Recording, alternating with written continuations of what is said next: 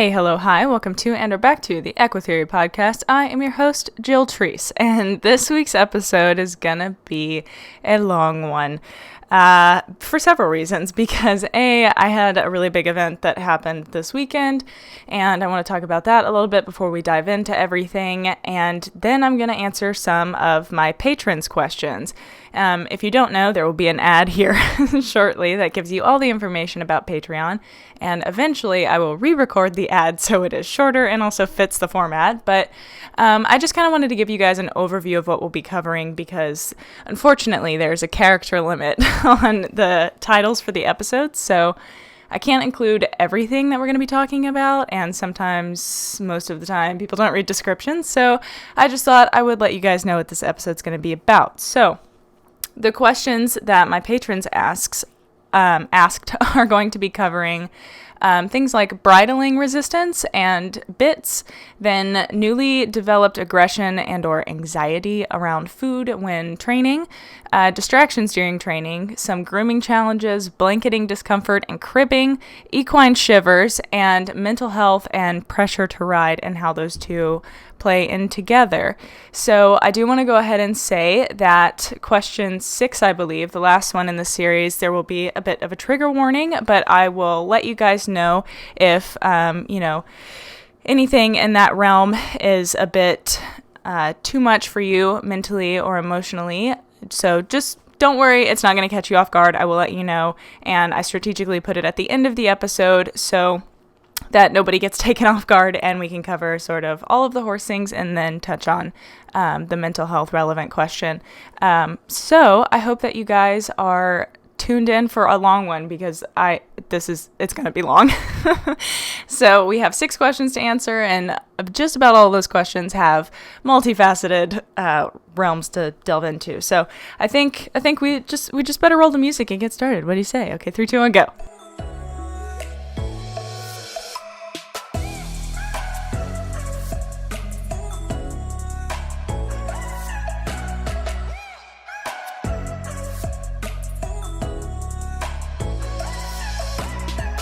All right, let's get this Patreon ad out of the way, and then we'll get going. Okay, 3, 2, 1, go. Why do I keep counting? Okay, whatever.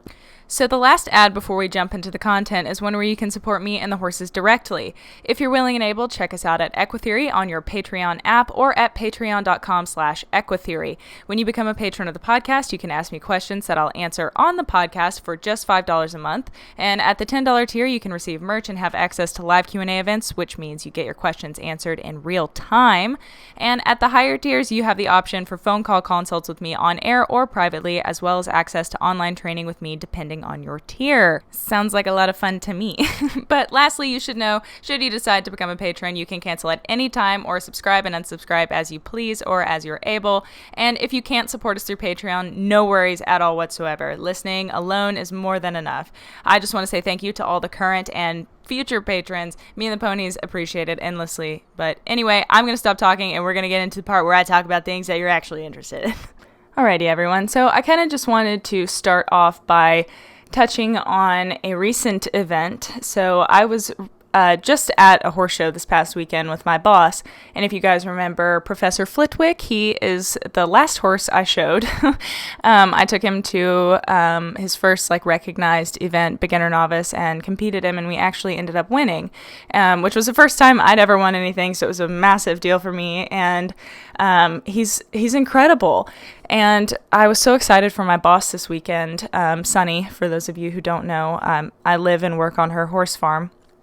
And, she just had me take him out because she hadn't been out in a while. And she was like, I just want to have someone younger who bounces better take him out. And so we did that. And then she spent all this past year working out with our good friend who does Zoe's muscle therapy and mine, and she's also a personal trainer, and we both worked with her for a while. I had to stop because I'm too busy, and it's not at the top of my priority list, which is questionable, but we're working on that. But so she's been working really hard and going to as many lessons as she can.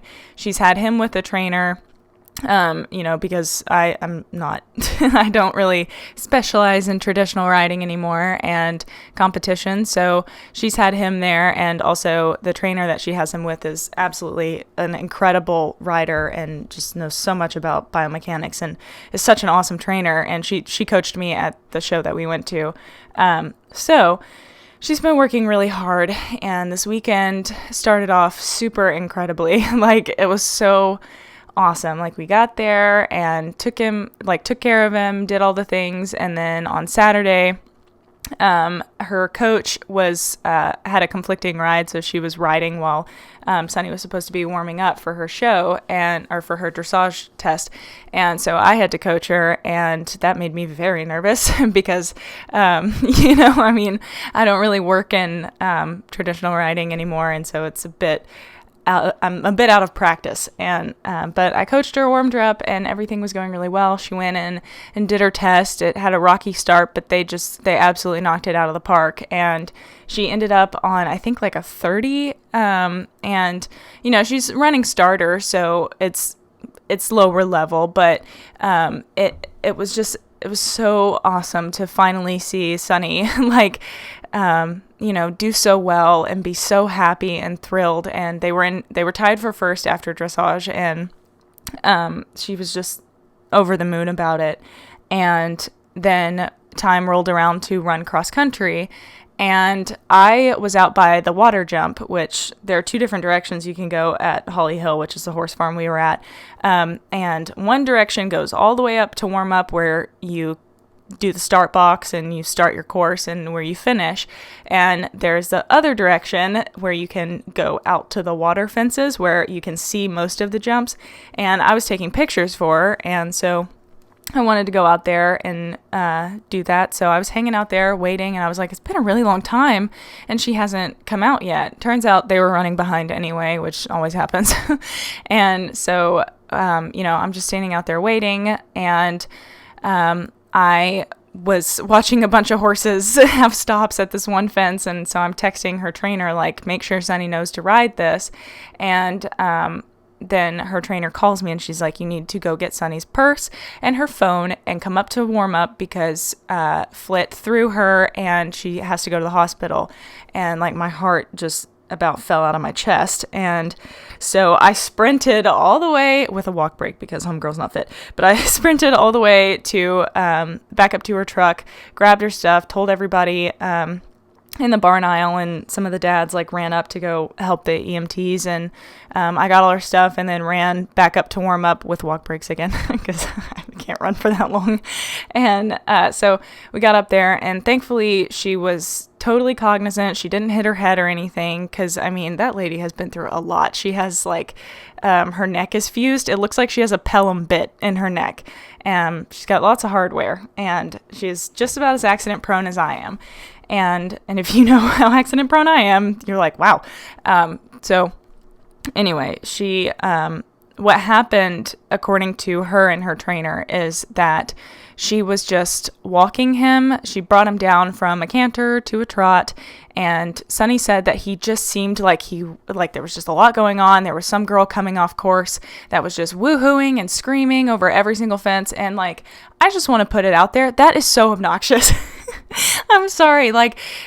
I get it. I know when things are finally going right and you're having a really good ride that you want to praise your horse, but maybe let's not scream the whole way around. I really get it, and I love the enthusiasm and I appreciate it, but it's distracting for a lot of horses, and all of us know, being horse people, that loud noises and sudden sounds and all of that is not what horses are all about. So chances are, when you're screaming on top of your horse, he's probably not reading that as, oh my God, I'm so good. I know there were a few times that when I ran cross country, I would, be like, good girl, over the fence, but that was it. And that probably was more alarming to Zoe than it was, comforting. So a little scratch on the withers and being like, good girl, you're so good, you got this. Keep it between you, and I'm not blaming this rider. I wasn't there, but I'm not blaming them on what happened with Flit and Sunny, but just be considerate of other people and like you're fine. Like, you can tell your horse they're good without announcing it to the entire showgrounds, and also being considerate of your horse that is really loud and surprising. So, it's kind of like when people are in the show jump arena and they're coming off and they're like slapping the dog shit out of their horses. And don't get me wrong, it makes for great pictures, and, this yelling and being like, woohoo, you're so good, you're so great. Like, it's cool. It looks good on the video, whatever, but like, it's really unsettling for everyone else. So, and that's just my personal opinion. If you guys don't agree, you feel free to let me know. But I find it really distracting and probably not what the horse is reading. And so anyway, what I was saying about the patting after the show jump rounds, people think they're rewarding their horse, but the action itself is probably the same as what you would do if he nipped at you in the cross ties. The horse is not reading that as, oh, I'm good.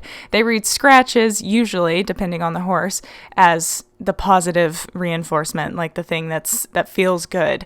Something that is a primary reinforcer to the horse is going to be scratches, not slaps. And you can call it whatever you want. A good job pat. You can use all the semantics, whatever. You're slapping the horse. If your arm is all the way back above your head and you're bringing it down with force onto your horse, it doesn't feel good. It just doesn't. And you do it to a person. The same thing you do on your horse, do it to a person and see if they like it. It doesn't feel good. And the same could be said about, the yelling. But the thing about humans is we have an ability to understand the words. And unless you've paired an association with that much yelling on top of your horse, they probably won't appreciate that. So just throwing that out there, be considerate of other horses and riders. And if you want to praise your horse verbally, do it in a way that's going to be read as praise to the horse. It's not just about you. And so, I don't know. I've always seen videos of people like screaming, and I've heard it on cross country, and I'm just like, everyone around you is like, ugh. And I'm not saying that you have to do things to appease other people, but it's probably not getting done what you want to get done. So just rethink the way that you're going about rewarding that. So anyway, tangent. But my point with that is that there was a lot going on. There were people yelling and woohooing, and there's a lot going on in cross-country warm-ups. If you've never experienced one, there are horses running and jumping, and there are people everywhere screaming and clapping for people coming across the finish line. And all of those things are not very conducive to horses being calm and peaceful. And Sunny said that it just felt like he was just an inflatable balloon, just like he just kept getting more and more and more. And she said she was bringing him down, and she could feel him tensing. And she was like, okay, well, we probably just need to go, back to work so he can like expend some of that energy and he's not being forced to be still, which I agree with. But it didn't work out the way she thought it would. And according to her and Alex, Sunny said she asked him to, go up a gate, trot or canter. I can't remember what she said, but she said that was just the final straw, and that's what we call trigger stacking. So, there's a lot going on, and he's getting more and more amped, and then finally she asked him to go forward, trying to help him, but and that's where the horse's perception plays in, and context, especially because that behavior is not him being an awful, horrible horse, but he got nervous and he got scared, and then she tried to do what she thought was best to help him and send him forward, and it ended up just being the straw that broke the camel's back for his mental health, and he just blew up, quote unquote, out of nowhere. And that is where it kills me when people say, oh, my horse did this out of nowhere. It never is. It is always, it can be traced back. There's a hole in the training somewhere. Something is not going right. The horse was not calm and relaxed. And you guys listening to the episodes with me and Caine, that is our primary focus on riding with positive reinforcement, or just riding, period, is you need to make sure that the horse is relaxed and calm and confident. Otherwise, you get those, oh, he just blew up out of nowhere. And the horse always has a reason. Behavior always serves a purpose, and it is driven by reinforcement. And he just couldn't take it anymore and just exploded. And so he threw a big buck and then did just a 180 spin. And on a horse that big, Flit is probably 17 hands. I mean, he's a big Frisian sport horse, so Frisian thoroughbred cross. And, me and Sunny were joking about it after that, like, thoroughbreds don't do that. Like, they normally, like, you have some warning that they're about to spin or something. Quarter horses, on the other hand, those motherfuckers, they can turn like nobody's business out of nowhere. And apparently Flit also has that capability, even being so big. So she had no warning, no heads up, no time to prepare.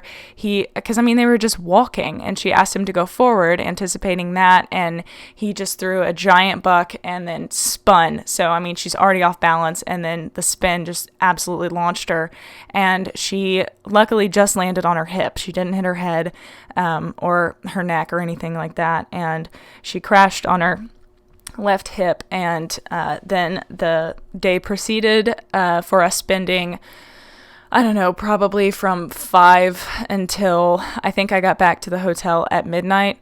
So, all that time spent in the hospital, and she went in and actually had surgery there in Louisiana, and she's still there right now, and had some screws put in her hip. So, I wouldn't suggest like sending her a message on Facebook. It's kind of like one more thing she has to respond to, but just, keep her in your thoughts, and send her your positive vibes. If you're religious, pray, like just anything to send her healing vibes, because we're all worried, and the surgeons told us that there's not, there's no certainty that her body will accept, the screws and help her hip heal, because sometimes they can just dissolve anyway. And so not the screws, her hip bone, and the tissues around it. So just send her healing vibes. She's doing well. She's in a lot of pain, but she is she's coherent, and she is alive, and Flit is okay. And so we just, I don't know, just keep her in your thoughts, and send her your vibes. I don't know how much that actually does, but I would like to think that putting some good towards that situation would be helpful.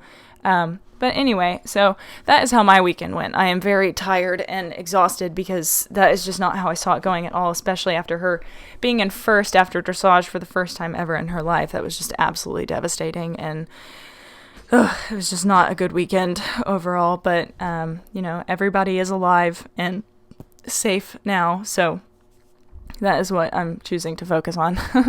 But anyway, I think, like, I just wanted to, like, make that known. I know I talked about it on my Instagram a little bit, but for my podcast listeners, I just wanted you guys to hear that, so that more people can maybe, have Sunny on your mind.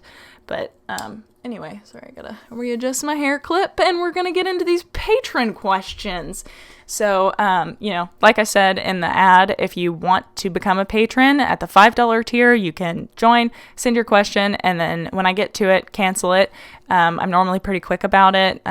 Like, I've gotten behind on them lately because of the Writing with Positive Reinforcement series, but I will get to it, I promise, and if I don't have time, I'll make accommodations to help you out anyway. But so you can do that, and if you at the $5 tier, you can send one question, and at the $10 tier, you can send as many as you want, and then up from there, you can have phone calls and all that good stuff. So, just be aware of that. It's just patreon.com/EquiTheory. You can find it pretty easily. But yeah, so let's get into these bad boys. So question number 1 comes from patron Julie. She says, I am looking for guidance on bridling with a bit using positive reinforcement. I have a 4-year-old off-the-track thoroughbred mare that I got back in May. As soon as I got her, I knew I wanted to do more positive reinforcement with her thanks to your podcast. Yay! She picked it up so fast. She targets different objects, knows the rules of the game, which for those of you who don't know is manners. Like not being pushy and asking for treats and being muggy or whatever. Anyway, continuing. Walks, hacks, and backs on my cue. Walks, halts, and backs on my cue. Even taught her to lower her head into her halter and hold it there until I'm ready to pull it over her ears. She's awesome. Anyway, I wanted to teach her a similar technique when bridling because she raises her head up when I go to place the bit in her mouth. She doesn't get angry or toss her head, and she doesn't pin her ears or anything. She just simply raises her head and pokes her nose into the sky. When she does that, I lower the bridle to start again, and she'll lower her head into it like she does with the halter. I click and treat and repeat this several times, and then ask again to place the bit into her mouth, and she will raise her head. I tried to break it down further into more steps by clicking when she puts her lips on the bit, but she still raises her head when I attempt to actually place the bit between her lips. She is a pretty happy mare, lovely, and follows and listens to my cues leading up to and after asking to accept the bit. It's a simple egg butt happy mouth, double jointed with a copper roller, practically new with no substantial bit marks. I feel like it's a pretty gentle bit. It's crossed my mind that she just may hate the bit, but if you have any other thoughts, a couple steps I could take to make the bridling more pleasant, I'd love to hear. Some background info that might be good is she had a pre-purchase exam in June and had her teeth done then and checked again last week. I treated for ulcers because she's an off-the-track thoroughbred.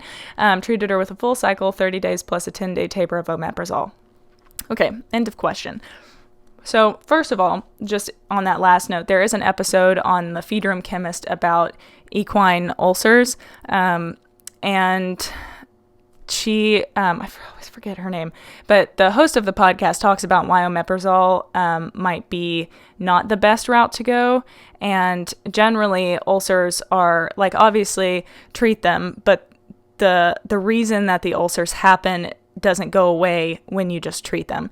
So I've talked about it extensively, and I plan to do a whole episode on it. I did one a while back, but it's kind of an uneducated episode. But essentially, it's usually diet and lifestyle. So, like, being stalled for extended periods of time, not having access to constant forage and buddies, that sort of thing can really contribute. And having a really high sugar, high starch, which is NSC, a high NSC diet contributes. And when you resolve those things and make sure that they're happy and not stressed or in pain in their ridden work or whatever you do with them, that's what fixes or prevents and maintains not having ulcers.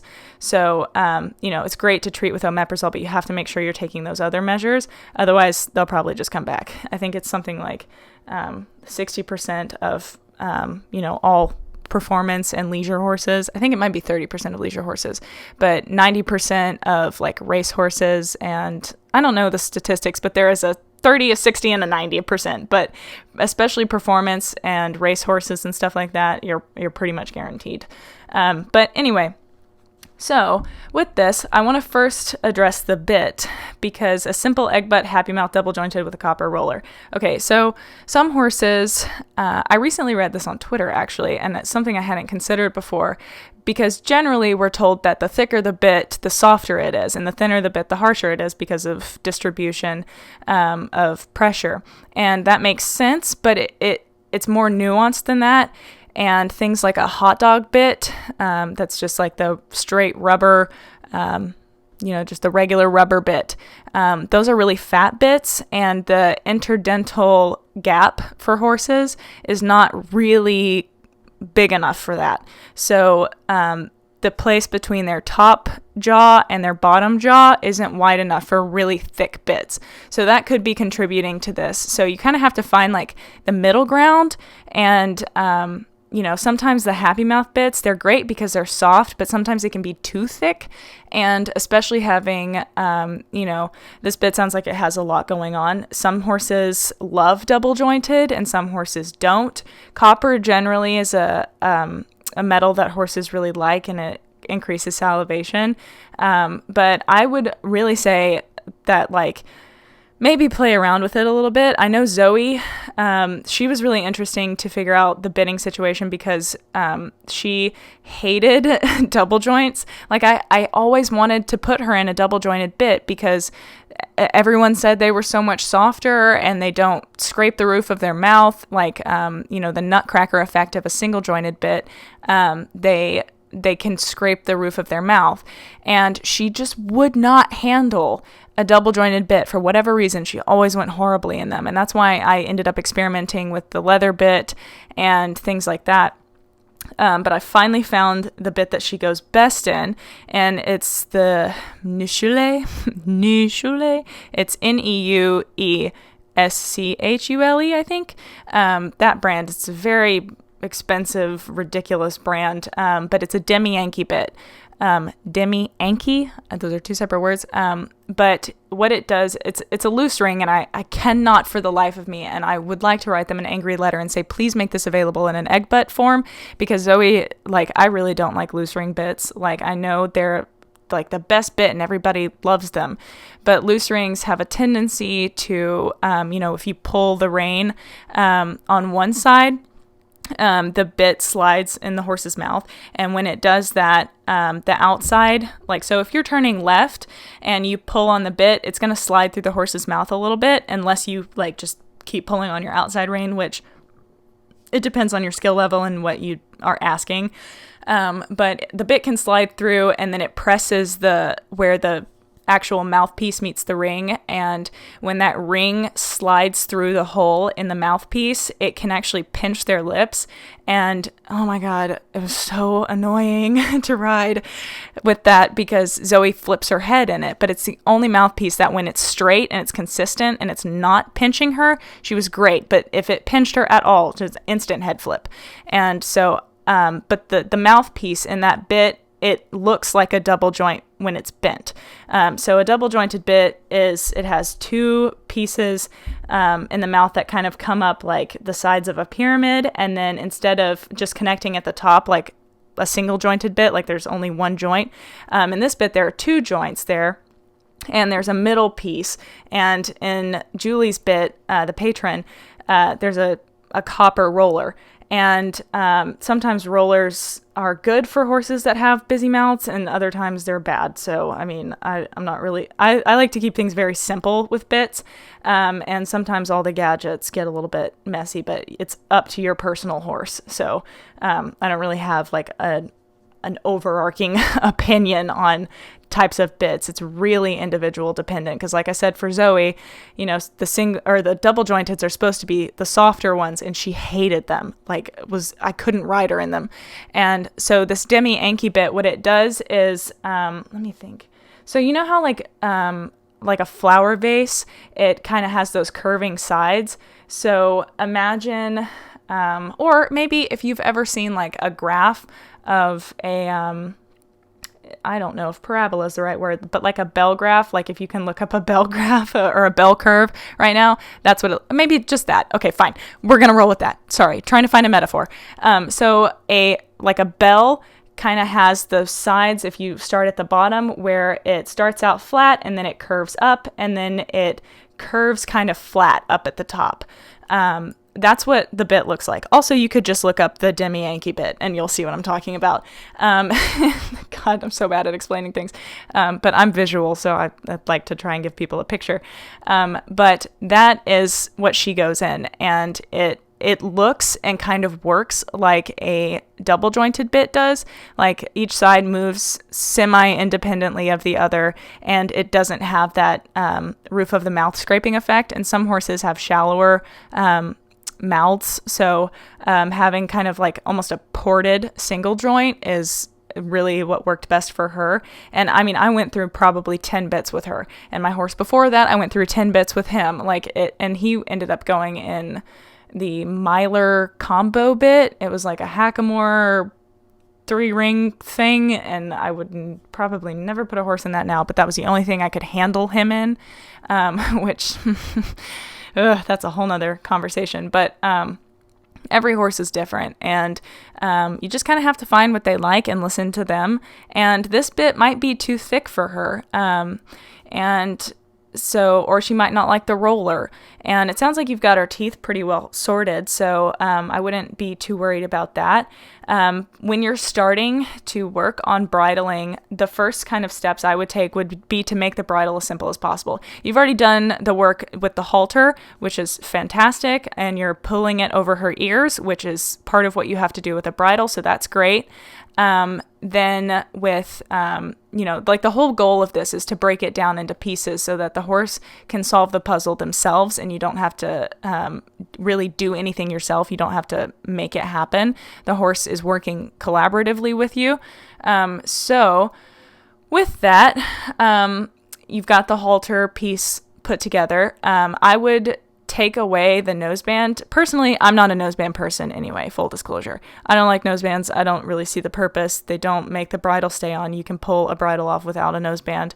And their whole purpose is to keep the horse's mouth shut. I think at one point they were to keep the bridle more secure, like for fox hunting and trails and stuff like that, so that if it got hooked on a branch, the bridle would be less likely to come off. We don't really encounter things like that in regular, everyday kind of riding. And in the Western industries, nobody hardly ever rides in a noseband. And I think it makes the horse's face look better.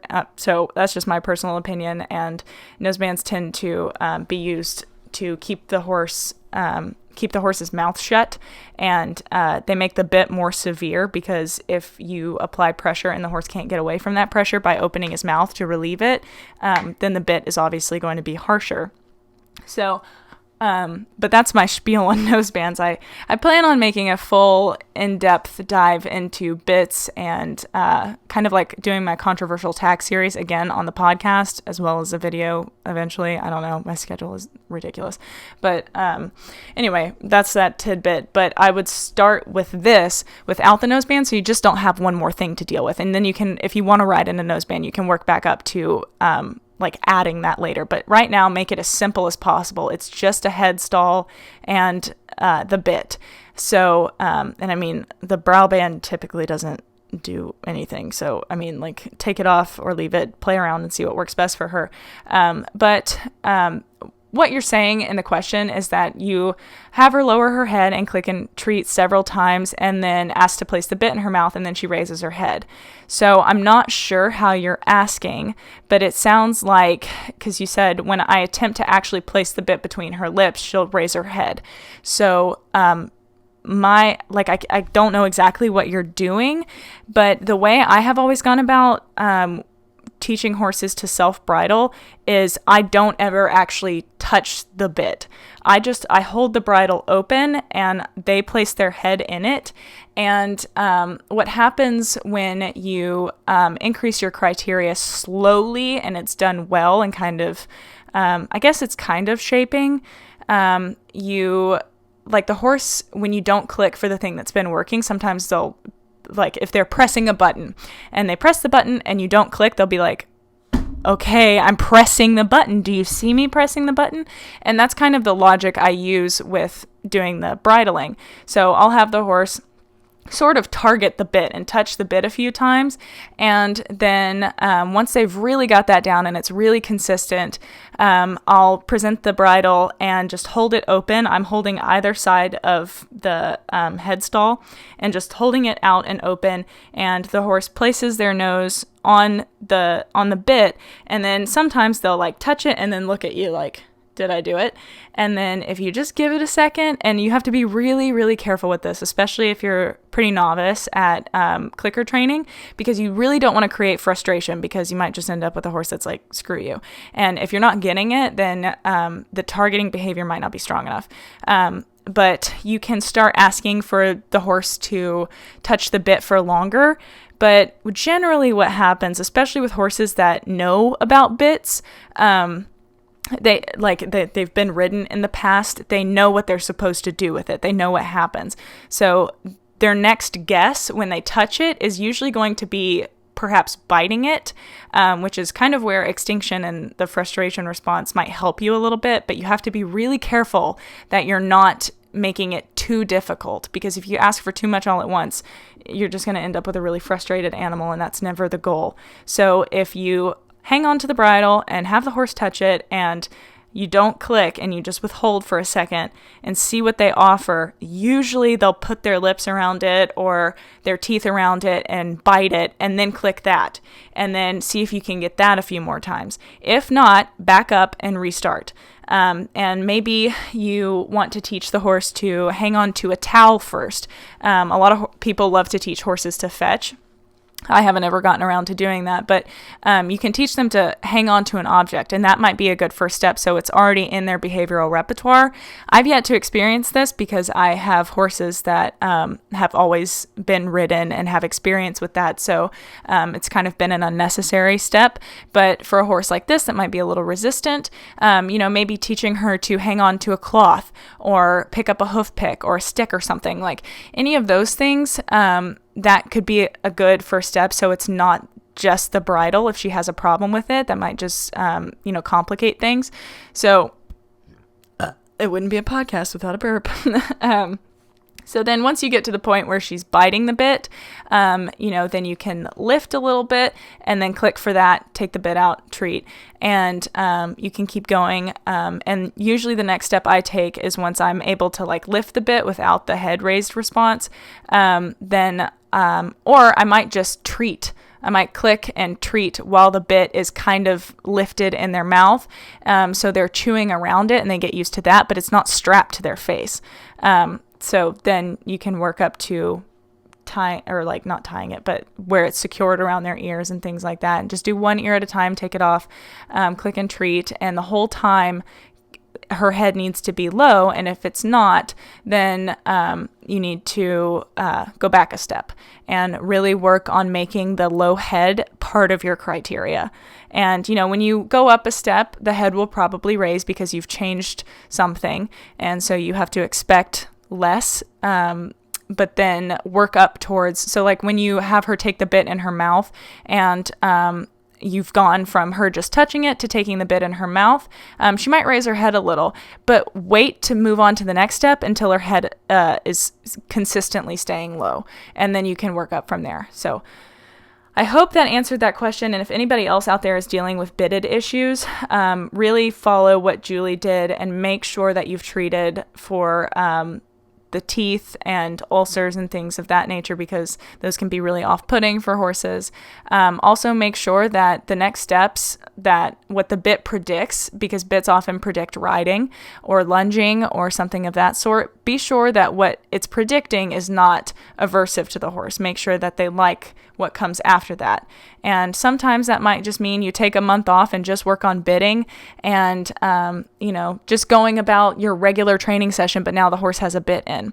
Another possible alternative is bitless, or bridleless, really. I mean, try something else. See what else she likes. I wouldn't recommend riding in a halter for reasons me and Caine talked about in the last couple of episodes, but you can try a bunch of different options that might be more comfortable for her, and then work on training the ridden behaviors you want in that setup. But I would also try a different bit. It seems like this one might be a little bit problematic for her, but there's also a possibility that she just has an aversive association to bits. And then that would be where you just have to counter condition and work through it, like I listed just a moment ago. But yeah, I hope that answered that question. So I'm going to go ahead and move into the second question. I'm going to take a drink first. Talking a lot. So question 2 comes from Patron Grace. She asks, 4 months ago, I got a 2-year-old mare named Pigeon. She was very sweet and nice to work with. The only thing was that she did not want to lead next to or slightly behind me. It took me 3 days of positive reinforcement to get her excited to be next to me, aka lots of scratches and treats. She now lunges at liberty for me, only a little since she's 2, but she's always eager and loves to chase me, etc. At present, Pigeon has hit a growth spurt and is now almost 15 hands and very chunky, typical quarter horse. Over the course of a week, she's become increasingly food anxious when I treat, grabbing it out of my hand as fast as possible, or cupped hand, which is important. Not sure why. Her 3 pasture mates always stand outside the arena to watch what's going on. I've been teaching her head away for treating, but this started happening before this. So she's also become slightly aggressive when I'm asking her to follow or walk around me, pinned ear, shaking her head, high tail, plus coming closer to me in the circle, turning her rear end in. Before this started, I would ask her to keep going forward and away, but obviously it hasn't done anything. Today I was asking her to follow me at a slow walk, head next to my shoulder, and she pinned her ears, started trotting, and shouldered into me, turned her butt towards me enough to say, I want the treat now. I turned the other way and kept walking, this time watching her over my shoulder. She turned with me and once again as if to run into me, but this time bucked and pushed her rear towards me. Keep in mind she's almost 15 hands and if this keeps happening, it's going to get dangerous and she's close enough to kicking me already. I don't know how to correct this without using negative reinforcement, and this is the only time she's ever been aggressive towards me. Not when I feed or brush or anything, which is why I'm so concerned. Any tips you could give me would be greatly appreciated. So first of all, yes, this is a dangerous situation, and this will, you have to fix this, because I don't want either of you getting hurt because you're trying to do something that's better for your horse.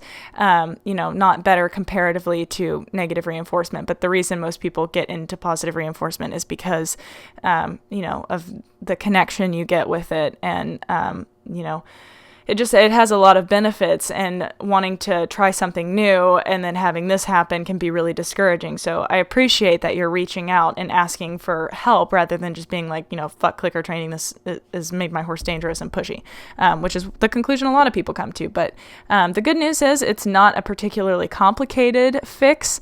Like you said, she's not aggressive naturally, and she's not aggressive around like feed time or brushing or anything like that. So it's isolated, which means it's in the training. So that's good because you don't have all these other variables to deal with. So it's actually not bad, and I get why you're concerned, but it's actually kind of a good thing. So my first kind of instinct towards what I want to tackle is earlier in the message. Grace says that she now lunges at Liberty for me, and we only do it a little bit because she's just 2, which is, don't do a lot of lunging with a 2-year-old. But she's always super eager to please and loves to chase me, etc.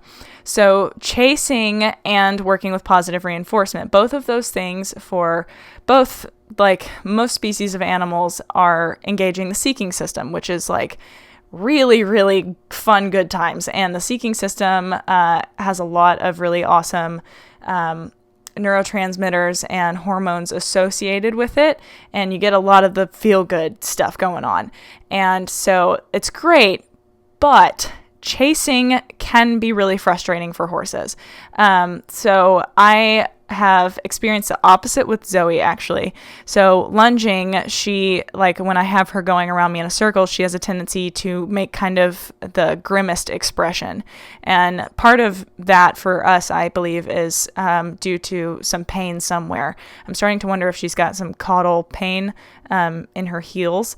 But that's a whole separate issue. But interestingly, she when I jog away from her, she usually will trot towards me with a very happy expression. Mac, on the other hand, is another horse I worked with. He would pin his ears. He did not like that because you're kind of like their food source, running away from them, and they're like, hey, what the heck? And it can be frustrating. Also, kind of having a moving target, like when you're just using your body, it's a little ambivalent and unclear.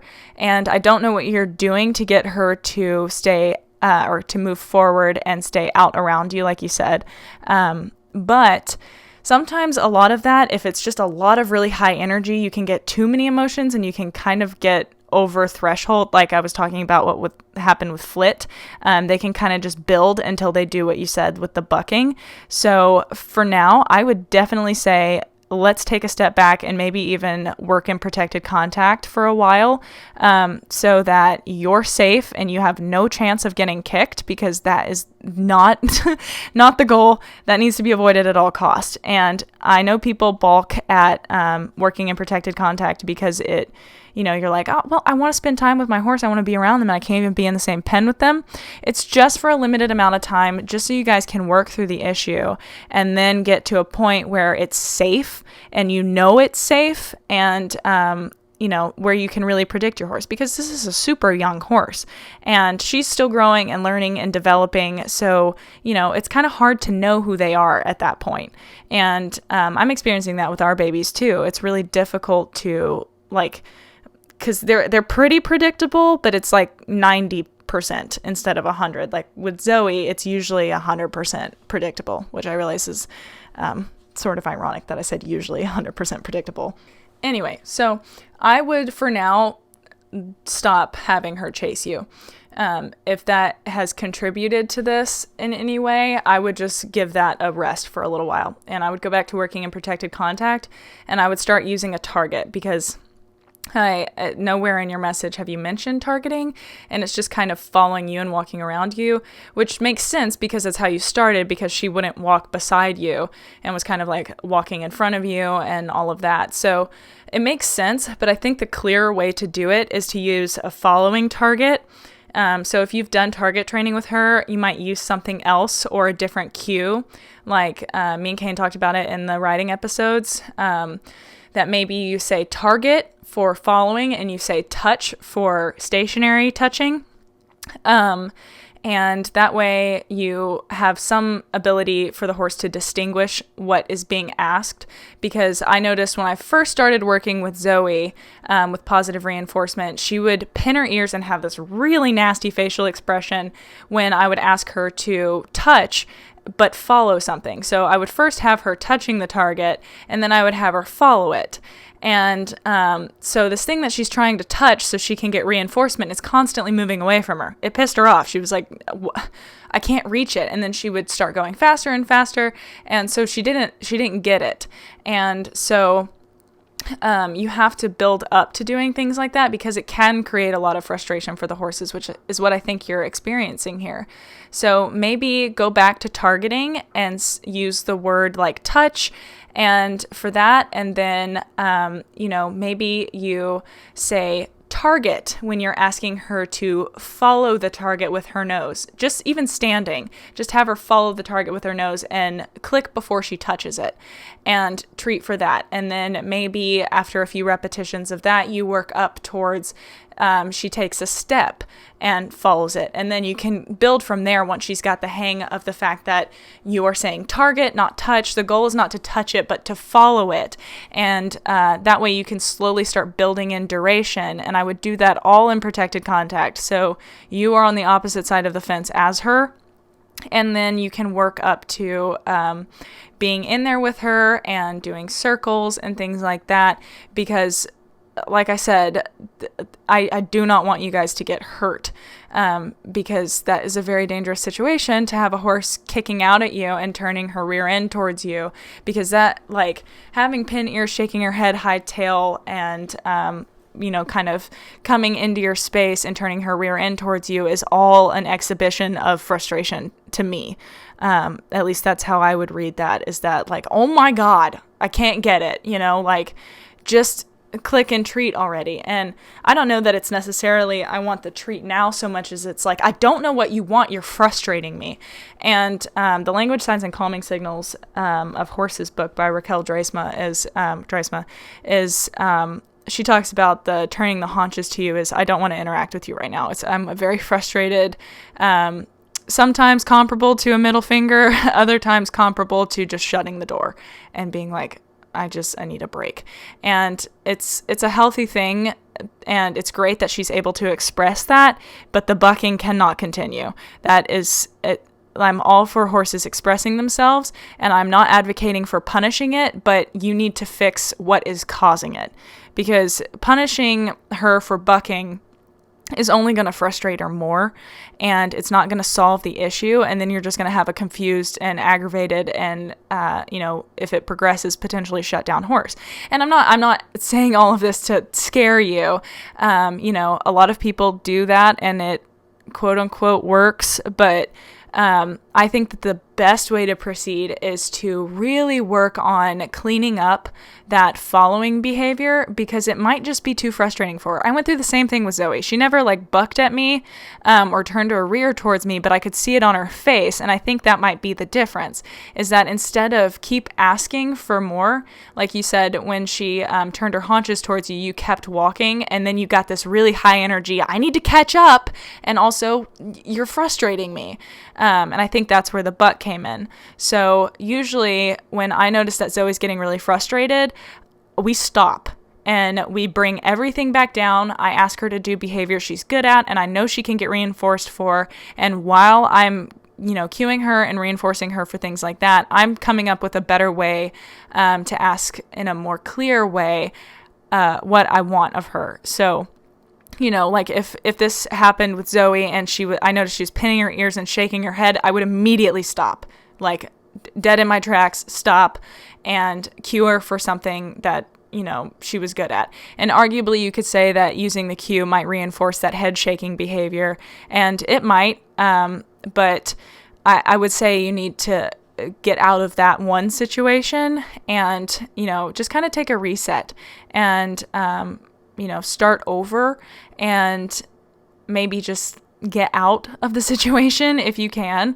And then, do it safely. Maybe you have her, target your fist and just say touch. If you're a couple paces in front of her and then she walks, touches it, you click treat, and then you walk a couple paces while she's chewing and hold out your fist and say touch. And when she touches it, click treat until you can get out of the fence and then go into protected contact work and then start over from there. There are a lot of things you can do, but I just really want you to be safe because this is the thing that turns people off from positive reinforcement, and it's also the thing that makes people end up in dangerous situations. And it's not because the horse is bad or she has evil intentions coming for you or that horses can't be worked with food. She's just getting frustrated. I mean, imagine working with a 2-year-old child and you're asking something that's too hard. They might pick up the toy and throw it at you. A lot of 2-year-olds end up hitting for similar reasons. They get frustrated because they don't understand, and then they don't have the ability to emotionally regulate and bring themselves back down, and then you end up with an explosion like that. So you can have compassion for it and understand where it comes from, but that compassion and understanding needs to guide you on the path to figuring out how you can ask it better and differently in a way that makes sense to the horse. And because it sounds like it might just be a case of lumping, like you're just asking for too much and she's like, I don't know what we're doing here. And I'm really bad about this with Zoe, is I'll get really excited and just start asking for more and more and more and more. And then before I know it, the training session has gotten away from me and we're just all over the place. And then she just starts giving me random behaviors because I'm being all over the place.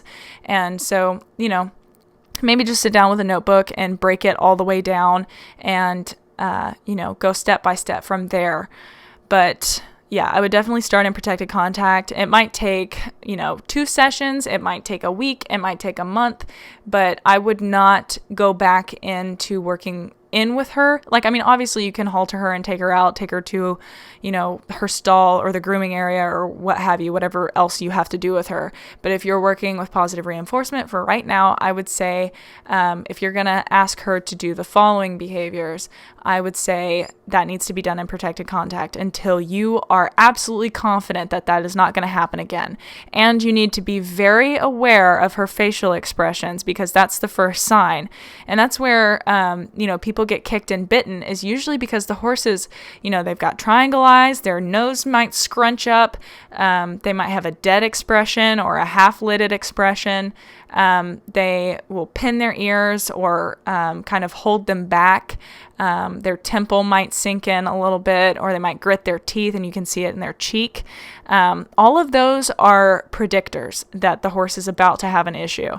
And if you ignore those signs at the beginning, then you end up with an explosive animal that is like, you're not listening, like a child would.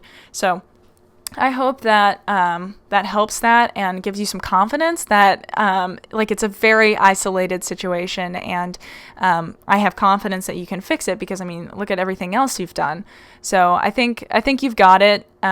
Just clean it up and go back to protected contact, make sure it's safe and you filled in all the holes in the training, and be on guard in the future for if you see any slight changes in her facial expression, you need to stop and reevaluate what's going on and make sure that you're not being frustrating or confusing or raising her anxiety in any way. Because the goal of all of this is to create a happy, healthy, and confident horse.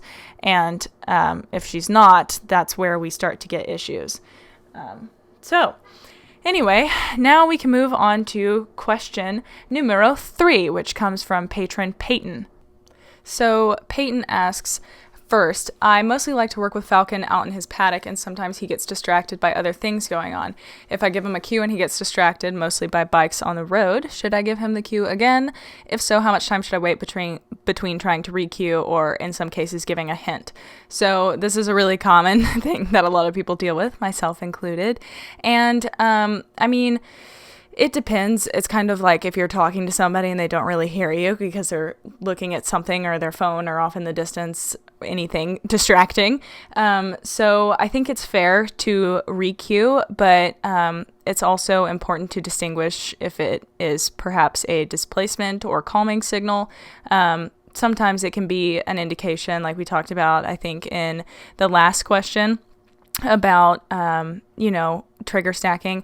And obviously, I'm not saying that to scare anybody, but it can be a context clue, depending on where you're working. Like if you notice the horse is getting kind of amped or moving around a lot and then they're looking off in the distance, that would indicate to me that the horse is a little anxious or worried.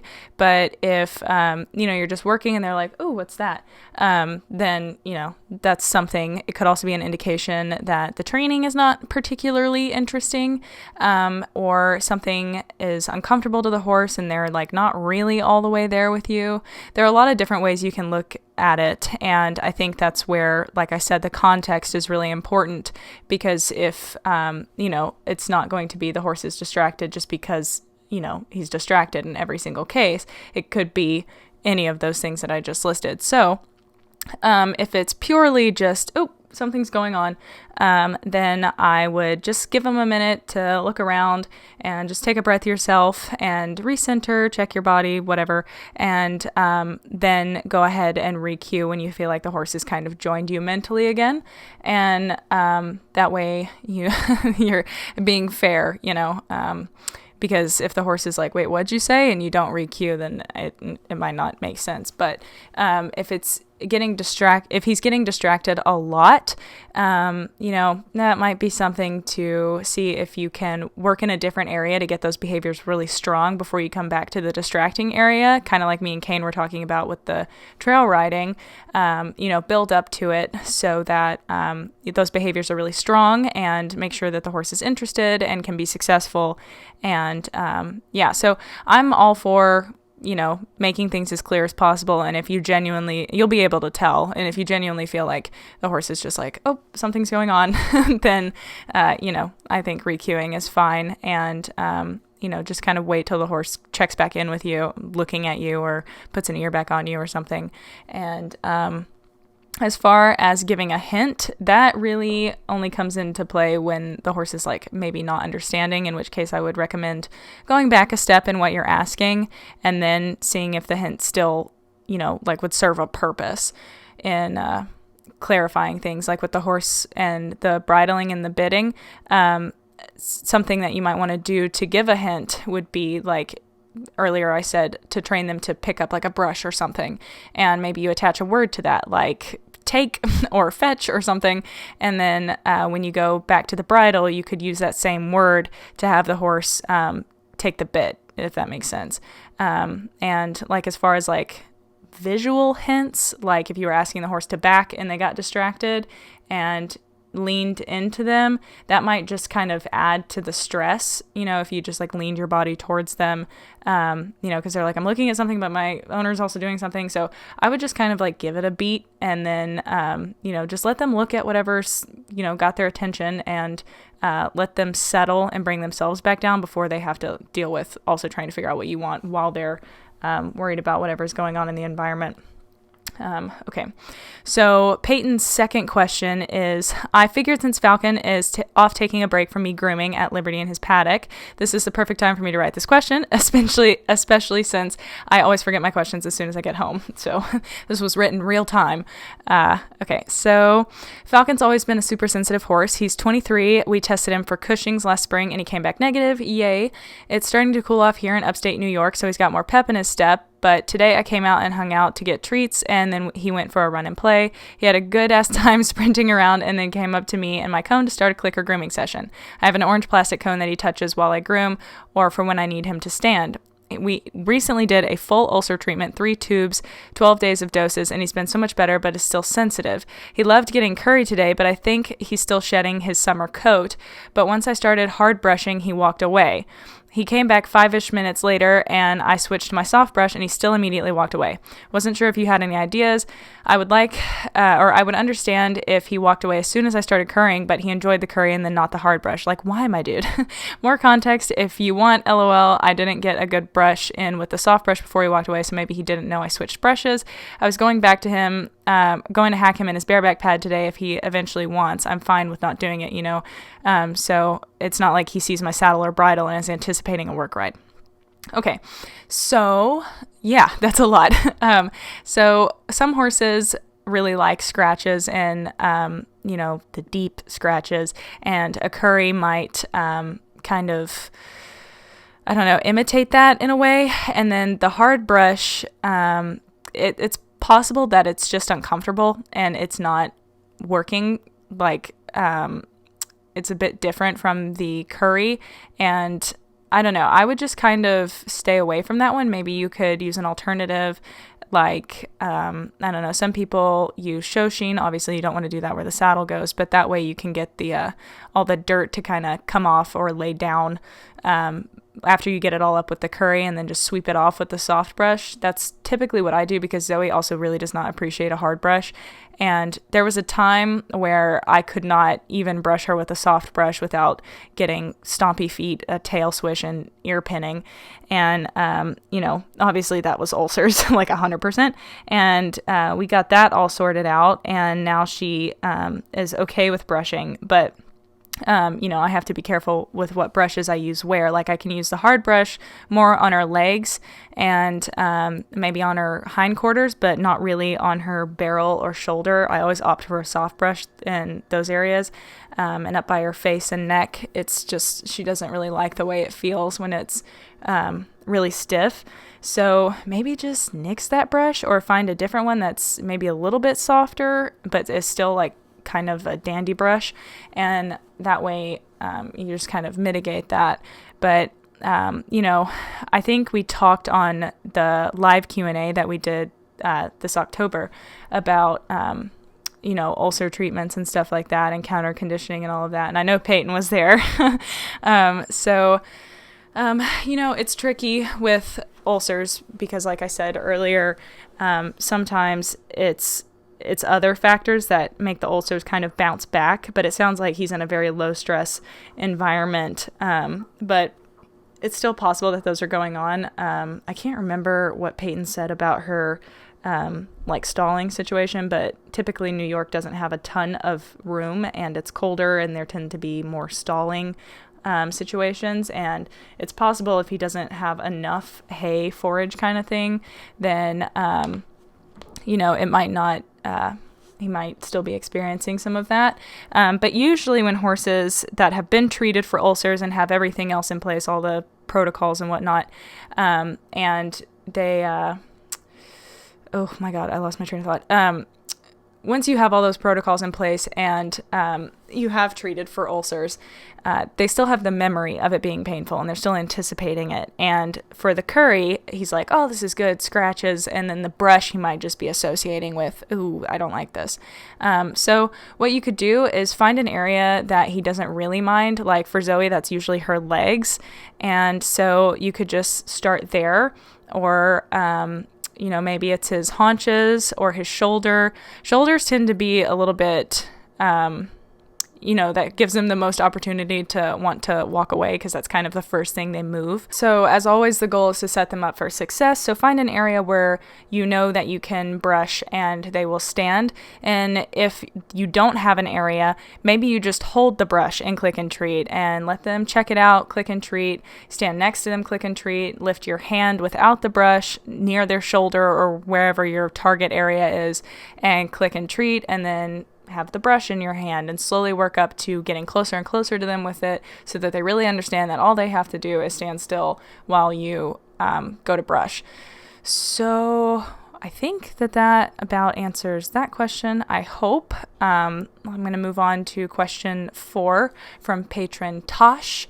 I got my first horse, Hawk, now 14-year-old off-the-track thoroughbred, as already retired in January of 2019. I've done some positive reinforcement with him and had great success ever since.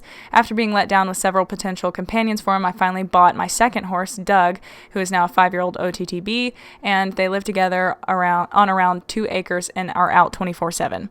When I got Hawk, he was labeled as aggressive with rugging, feeding, picking up his feet, and even other horses. I've helped him a lot with these issues, but we still have a long way to go, particularly with the rug issue. As soon as I got home, he had a chiropractic evaluation and treatment and was told that his sacroiliac joint was causing him pain from a fall on the track, potentially, from being ridden cross-country and without proper retraining once off the track. After this, he had the physio out many times where she determined he isn't in pain there anymore, nor anywhere else on his back, but he's still extremely sensitive to having a rug on. It's better when I'm clicking and rewarding every step, but overall the issue is still as bad as when I got him. He's happy and fine once it's on, but doing up those chest straps is obviously very distressing for him, to the point where he is reaching back and baring his teeth at me, pinning his ears. This is a vast difference to the sweet, lovely boy he was, or he usually is. Could this just be due to the memory of the pain that this has caused him, or something more underlying? How could I help him here? So there's a second part to Tasha's question, but I want to tackle this one first. So yeah, it sounds a lot like what Peyton's dealing with Hawk and, not Hawk, Falcon. Same, why do you have so many bird horses? But it just sounds like remembered pain to me, especially if it went on for a really long time. He's 14, and if he was ridden off the track and then ridden pretty hard in a second career without having those issues dealt with, and it would stand to reason that when people blanketed him before you, that they weren't really considerate and were just like, oh, he's such a jerk when you put a blanket on. So that memory might be really strong, and it's great that you've done all the chiropractic work and treating that, because that's really what's going to, get you guys on the right track, is having that pain eliminated first, and then working toward getting him comfortable with the bridle again, or the blanket again, or rug, depending on where you're from. So I think that the best thing to do would be to take a day where you don't have to have the blanket on like within the next 10 minutes, don't do it the night that, it's about to get, 30 below, and go try to put the blanket out on as soon as you can while you're both freezing. I would, find a time where you've got, 30 minutes to just hang out and, just get used to him being around the blanket, and that good things come from it. Something I do, especially with things that aren't particularly distressing for horses, like a blanket, some of them might just pin their ears and tuck tail and run when they see one, but if he's not doing that, you could just fold the blanket up, put it on the ground, and have him eat off of it. Just like put some treats on it, and just like the blanket overall is a good thing. And you could hang it up and have him target it, and do a lot of things so that he gets really comfortable being around it, and the thing itself is a positive association. And then you can work on, without the blanket, walking up to him and just kind of like lifting your arms up as if, you were doing anything with a blanket, like kind of mime it, and pretend like you're doing up blanket straps and chest straps, and just getting him used to you being in those areas, and making sure you can walk all the way around him, and he stands and he's chilled out. He's not worried about trying to back up to get the treat or anything like that, that he knows you're going to bring it to him no matter what. And then you can switch to maybe using a saddle pad and going about it that way, and starting there, and just kind of getting the saddle pad all over him and everything like that. Obviously, the other thing to consider that I forgot to mention is the ulcers. I don't think you touched on that in this message, but that could be a huge part of it. So I would really make sure that he's not ulceric, because that could definitely play into this. And interestingly, I forgot to mention this at the beginning as well, that Zoe has this problem too. She really does not like being blanketed, and I have not taken the steps to get her where I'd like to be, but mostly because we live in Arkansas and it doesn't really get that cold, and she has a full winter coat now, so I hardly ever have to blanket her. And usually when I do, I'm like, oh my God, it's going to be like, 9 degrees outside tonight. I need to put a blanket on her. I can hear the Canadians laughing at me, but she's a Southern horse. She's not used to it either. So, I just, it's always oh my God, I got to do it right now. And instead of prepping for it, which is what I need to do. But another thing that I did is I recently tried to do a photo shoot with her, and I was going to make her into a ghost. And I cut out the eye holes and the ear holes and everything, and she looks so cute. But then I had like 3 people tell me she looked like she was in the KKK, and I was like, oh my God, no, I can't post those. That's awful. That's not what I want to do at all. And I didn't know that they used to like dress up their horses too. It's ridiculous. Freaking racist, ruining everything for everyone always. So those pictures will never surface to the internet, but they do exist. And I just hate that. It makes me very sad because she was cute, but she was so good. And that brings me to another point is after you do the saddle pad, you could use a sheet. Like not a horse sheet, but just like a regular blanket, and fold it up, make it small, and put it on him, and then gradually kind of let it out and make it a little bit bigger. And that way it's lighter, so it's not going to like pull on his hair or anything like that. There's not going to be a lot of friction or static, and you can sort of work up from there and get used to like, tossing it over his back and rubbing it on him and maybe tying it up front or something, just so that he gets used to all of the things that you'll have to do with a regular blanket. And then after that, you can work up to the regular blanket. Something else that, like I said, with the static might be contributing is Zoe, she gets very staticky and that has always been a big problem for us because I think that's what started, well, I don't know, it might have been the ulcers, but I noticed it was really bad when I could hear the static, that she would just like stomp in place with all 4 feet and swish her tail and grit her teeth like so loud you could hear it going like grinding. And so I think some people use hairspray. I think there are lots of like anti-static things you can use to either spray on them or on the blanket before you put it on. That way you're just mitigating anything that could be potentially bothersome, and then work up to where you're actually putting the blanket on. And yeah, I think that's pretty much it with that one. Just really breaking it down even further. Like, it's one thing to break it down with just the blanket, but using other things that mimic it, that do the same things but are in smaller increments, can be really helpful for things like that. So hope that's helpful. The second part of Tasha's question is, how would you deal with a horse that had a long history of cribbing/windsucking? The 5-year-old Doug was gifted to me by someone who couldn't afford to keep him, and she hadn't fed him anything substantial except about 5 kilograms, which is 11 pounds of hay, which he had to fight other horses away for. He was really underweight. That was my neck, sorry. But she also didn't tell me he would crib bite. He only does it on metal bars, and I have 2 metal gates on either side of my property, one of which I can't keep him away from.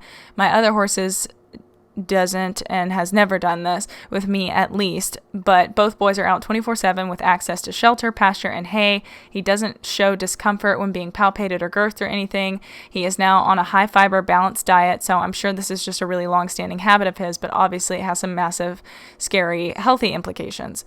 And yes, it does. It definitely does. You definitely don't want to get the colic or the teeth problems and things like that. And a lot of people will go for crib collars, and I see the reasoning, and I think I would only go for that if I exhausted everything else, because cribbing is usually, it usually starts as an anxious habit, and then it kind of turns into an addiction where the horses need to do it. Otherwise they get anxious. They need an outlet. Like if you were really anxious and about to go over the top and you were being forced to sit still and you couldn't move your body at all, you would feel like you're about to explode.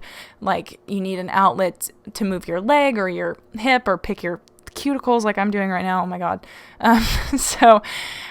It's great that he's out all the time and he's got pasture and hay, and he's not showing that he's, palpating for ulcers or anything like that. So all of that sounds great, and it sounds like you've done everything you can to mitigate it with, environment. But they do make products like slow hay feeders that are little, like these little balls. They kind of look like big soccer balls, and say where the black patches would go, they would have hay. And those can be really enriching for horses because they have to kind of like chase it around and really work to get the hay or alfalfa out or whatever. And I have one for Zoe. I just never fill it up because I'm lazy. And they also have ones that you can put like alfalfa pellets in that only have like one drop hole. So the horses have to really nudge it around, and that can be really enriching. And he might find that kind of replaces the desire to crib. It's really just about having an alternative and some really interesting things that he can get into that would sort of replace the cribbing. So I think that's about what I got. I know there are lots of equine behaviorists on Facebook that make posts about it, and I'll see if I can find one. I know I just found one that talked about cribbing, and I'll see if I can link it in the show notes in the description.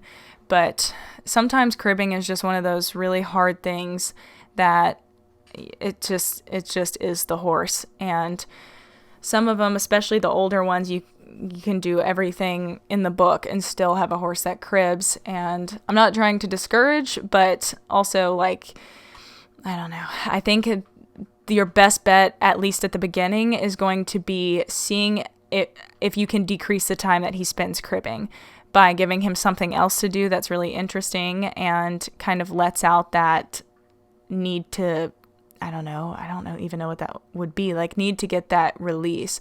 I would say it's almost comparable to smoking, that you just need and crave that dopamine kick. And if he's getting that from somewhere else, like engaging his seeking system with the slow feeders that I mentioned, that might help mitigate that. So that's what I have to say about that. And also I should clarify that I'm not like 100% against people using cribbing collars. I understand that there are health implications of cribbing and that it is often quite necessary to make sure that behavior stops. But I would really want to use it as a last resort, because sometimes it can almost exacerbate the problem when the horse doesn't have an outlet, and then they experience pain every time they try to get that outlet, and it can sort of work against you, and then the problem pops out somewhere else, whether in ulcers or in behavioral problems. But that's not true for every horse. It's really independent or individual. Okay, so the next question comes from an anonymous patron. This is our question number 5. There's a few in here, and fair warning, this question is quite long, and this is the one that is about Equine Shivers. So I, prior to recording this episode, knew little to nothing about shivers, and I spent quite a while, today and yesterday researching it. And I have linked a ton of links in the descriptions, but I'll get to that later. So I'm going to go ahead and read the patron's question. So this first part is a bit of an explanation for context of my first question. I emailed you a few months back relating to someone else writing him, and your advice was really helpful, and I'm happy to say that that really helped both me and my horse, which is awesome. Thank you. I have also moved barns to one where it's so much more relaxed and he's 100% happier, so thank you so much. That being said, since taking back control over my own horse a bit more, a few issues have come to light. The first question I have concerns an issue I thought he had, but didn't question while I was being what I was being told until getting my confidence back. Then once I did, I looked into it more and got him looked at. Long story short, my horse, who is a 13-year-old Belgian warmblood, has shivers in both front legs, the left being worse than the other. His front legs shake when he picks them up, and he really struggles to hold them up. He also has white line disease, which I'm doing my best to treat. I already changed his feed to one with low sugar when I first bought him 6 months ago, but I'm having to treat it with lotion. So here is really my first question. Okay, so I'm going to pause here and first talk about white line a little bit. So the Humble Hoof podcast has an episode on white line disease, and it is an incredibly helpful episode that talks about what products to use that are the most effective for treating it kind of quickly. And I think that would really help, because I don't want to say something that's wrong, but I'm pretty sure there is an apple cider vinegar soak that works really well for things like that and thrush, but I couldn't tell you how long you're supposed to do it for, what percentages of apple cider vinegar and everything. So definitely listen to that podcast episode about it. But that might be easier for him than trying to pick his feet up and put stuff in it. So definitely check that out. And also, for those of you that don't know, white line disease, typically, it really means kind of like it and thrush are quite similar in my mind, that it's just microorganisms that feed on dead tissue or unhealthy tissue. So when you have a horse that, it usually happens when you go from like a dry to a wet to a dry to a wet to a dry environment. And when the horse's hooves get wet, they kind of become spongy and expand. And then when it dries, they contract, and you can kind of lock in those microorganisms that feed on that dead tissue when they have expanded.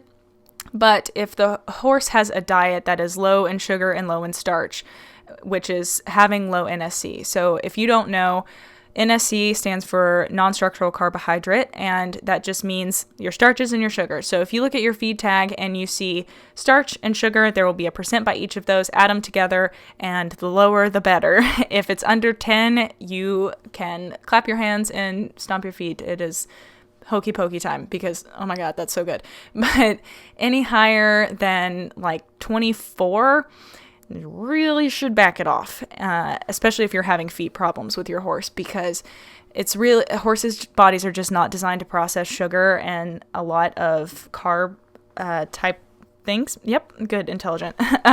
So be sure that that is low, which is what this patron has done, and that is incredible, because that'll really go a long way as far as fixing that, and also making sure that he's not just stuck in mud all the time, which is rare. But like here in Arkansas, it tends to go from wet to dry to wet to dry really often, and since switching our horses to a really low NSC feed, we haven't had hardly any problems with that. Some horses still do, but we are just doing our best to mitigate that. And you also have to balance with the trace minerals of zinc and copper, and make sure you're not accidentally overloading with iron. But typically the thrush white line treatments aren't super fantastic at helping treat the issue. It's kind of like putting a band-aid on it. And in that episode that I mentioned earlier from the Humble Hoof, they talk about how Thrushbuster kind of perpetuates the issue, because those microorganisms feed on dead, unhealthy tissue, which is what happens when the horse doesn't have a great diet. So then you put Thrushbuster, the purple stuff, we all know what I'm talking about, and you put that in there, but it is really caustic, so it kills the microorganisms, but it also kills the good tissue. So then you have dead, unhealthy tissue again, and then those microorganisms come back. So that's what we're trying to avoid. So yes, it can work and help, but if you don't change the root issue, it's not going to go away. So props to the patron that just gave me a platform to kind of talk about that a little bit more. But here's the first question. So how would you go about training a horse to do something they honestly don't want to and struggle to do? He has a reason to not want to pick it up, but it's something I'll never be able to fully fix. I feel horrible asking him to pick them up, but it's also not something I can't not ask him just to treat his feet in general hoof maintenance. Do you have any tips or advice for this situation? I'm implementing positive reinforcement, but with this situation, I just don't know how to approach it with him. So this is the first part of their question. So it's, from what I read, the horses that have shivers have a really hard time picking their feet up. And it usually, from my understanding, affects the back legs. And it's really common in bigger breeds, like this is a Belgian warmblood, you said, I believe? Yes, 13-year-old Belgian warmblood. Typically, they start to show symptoms around 5, from my understanding. And it is sort of a degenerative kind of disease. It's usually, they think that it might have some genetic components, and it's typically affects the bigger breeds. And yeah, it's something in their brains. I forget exactly what I've read, but I'll link it all down below so you guys can look into it if it's something you're interested in. But these horses have a really hard time backing up and organizing themselves, because they have a part of their brain that is defective, for lack of a better word. And that is where I feel like there are a couple different routes you can go with this. From everything I read, they said for hoof care, sedation is probably going to be your best bet. There were some other options like using a really good hoof stand that the horse can kind of lean into, and using a sling perhaps, but that gets really tricky, especially if you don't own the barn and you don't have like a crane or something to help lift the horse a little bit so that they don't have to balance themselves. You would also have to make sure that the horse is comfortable with that, which might require sedation at first, or a lot of training. And so those are some options. Obviously, I don't think most people would go for the sling option, but having a hoof stand that you could work with might be beneficial. I think I have a hoof stand. It's called Hoof-It, and that one seems to be a bit better support-wise. I don't know how tall it goes, but there might be a way to almost give him like a prosthetic while you're working on his feet so that he can put his weight on it. That might be something you can work towards. And I'll be completely honest, I have never worked with a horse that has any sort of neurological issue like that, but I think that there are ways you can work around it. And I know it's got to be super hard working with him when he clearly doesn't want to do it and he has good reason, but you do have to take care of his feet. And I know from reading that Pete Ramey book, it's called Making Natural Hoof Care Work for You, he talks about the horses that were severely navicular and couldn't pick up their feet or foundered, that he would work on them while their feet were on the ground. But obviously that really depends on your hoof care professional and how they're willing to work with you and your horse. And yes, so that's that part of it. I'm trying to think if there's anything else I can think about. I think everything else I want to say we'll get into in the next part of this question. So I'm going to go ahead and continue reading their message. This next part is a bit complex. It's pretty much broken me trying to figure out and have cried over and over how to deal with it in the best way for my horse. Please, if you have no idea or can't, as you haven't seen him, please let me know. So second question needs a bit of background. He went lame a few months ago and I've only had him 6 months, and he passed a 5-stage vetting when I bought him. I got my vet out and he suggested it was just due to lack of fitness, as he was show jumping when I bought him and super fit. I didn't find this as an acceptable answer, so I got out another vet who referred us to a specialist a few hours away, and he felt there were certainly a few causes for concern. At the specialist, this is where we found the shivers confirmed, though it was explained as very mild and should never get to a point where he would need to be put down with the issue. While there, they found that he had arthritis in his neck and both stifles, which they think is causing the lameness. They did a CT scan on his neck to see the extent of the damage. Luckily, the damage mostly on his neck was something we could deal with. At C6 and C5, some narrowing had occurred, and the rest of the arthritic changes in his neck were outwards, not inward pressure. So he has had injections in his neck and stifles, and the specialist said if these injections work, they won't need to be done again. However, this is in conjunction with him needing to be kept at a high level of fitness to cope. He was being ridden an hour a day, 7 days a week when I first bought him, so these weren't light sessions. So the first thing I'll say about injections, I'm not anti-injection. I think they can be extremely helpful, but you can also do things in their diet to help reduce inflammation.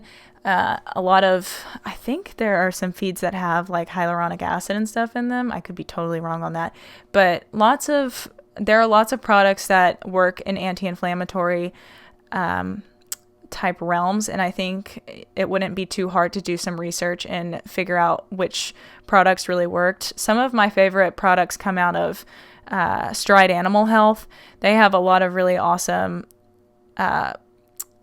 well-researched products, and you can also listen to the Feed Room Chemist. The host talks a lot about the supplements and what sorts of vitamins and minerals and nutrients and amino acids and things like that all work to help mitigate some of those issues, and reducing his inflammation, I think, is really going to be key. Another thing that I read when I was doing a little bit of research into shivers was that vitamin E seems to play somewhat of a role.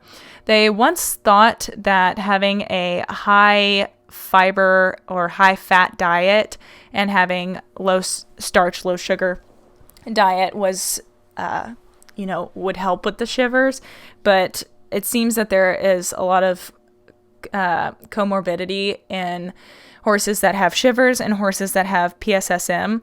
So that kind of diet really helps horses with PSSM, but from the studies that I read, there is really no correlation with that and shivers. So I mean, as a baseline, I would say that having a low sugar, low starch diet would really help a horse like this, because it's going to decrease that inflammation and it's going to keep his stomach happy. So I don't see a problem with going ahead and doing that anyway. If anything, I don't think it would hurt at all, but that might be something to consider. But they did say that vitamin E is really helpful with things like that. And you can do a vitamin E test. They said to keep it out of the sun and spin it as soon as you can. That's a bit above my pay grade, but that way you get an accurate test, and then you can supplement with high vitamin E. Obviously, don't get too much, because, too much is not always better. But in horses like this, it seems to really help because it's a neurological problem that affects the muscles. So anyway, proceeding on with the question here. It's left me many nights crying, trying to figure out how I'm supposed to help keep a horse at that level of fitness their entire life. Will he just deteriorate and need to be put down when he can no longer be kept fit? How do I keep my horse's own rights to say no if I'm being told to force him into this level of work to keep him sound? I have cried and cried over this, and I am at a loss. I couldn't find a good answer anywhere, and my vets are like, yeah, just get him fit, but he's so much happier now being allowed to voice his opinions. While I certainly don't use positive reinforcement fully, I try my very best to be as kind as I can. If he spooks, I don't get after him. If he wants to graze while we go for walks, that's fine. I'll wait till he moves on. I accept his actions, have reasons, and allow them, and I would love to fully use positive reinforcement, but I'm still learning, and I don't feel confident enough to use it all the time and not do it wrong. I'm honestly not sure if you get a structured question, so let me summarize. Have you ever dealt with a horse that is needing to be kept super fit and in 7 days of week hard work to be kept sound? Do you feel that there might be a different way to approach this situation where I can continue my journey into putting my horse first and allowing him to have choices but while keeping him sound?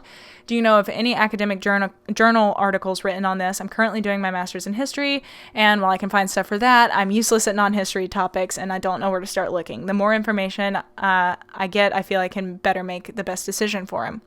And by sound, I don't just mean able to be ridden. If the vet told me he could be comfortable and happy not ridden and being out in his field living his best life and just doing in-hand groundwork, I would do it in a heartbeat, but the way it's been explained, he needs to be fit to be able to physically cope and live a happy, healthy life.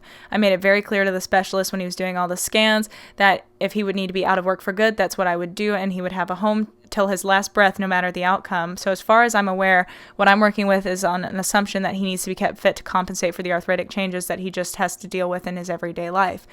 That as I took him out of his high level of fitness, he was no longer able to compensate for the weaknesses he had, which is why he went lame. I just want him healthy and happy, but trying to figure out how exactly to do that with all these things at once is looking so impossible. So yeah, that is the end of that question. Very long question, but I think it was all important to be able to talk about this. So from my understanding of shivers, and do not worry, dear patron, I have found a bunch of academic articles, and it seems DeClue Equine LLC.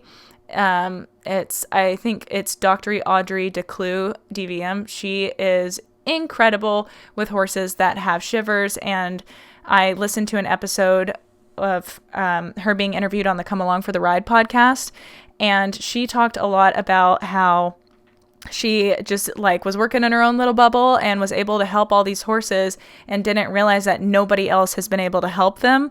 And so they started doing a bunch of studies on it. And so I've linked, knocking things over. So I've linked some articles on their study that they did. They did a 3-dimensional kinematic motion analysis of shivers in horses, a pilot study. So it's only a pilot study, but she's been doing these treatments for a while, from what I understand.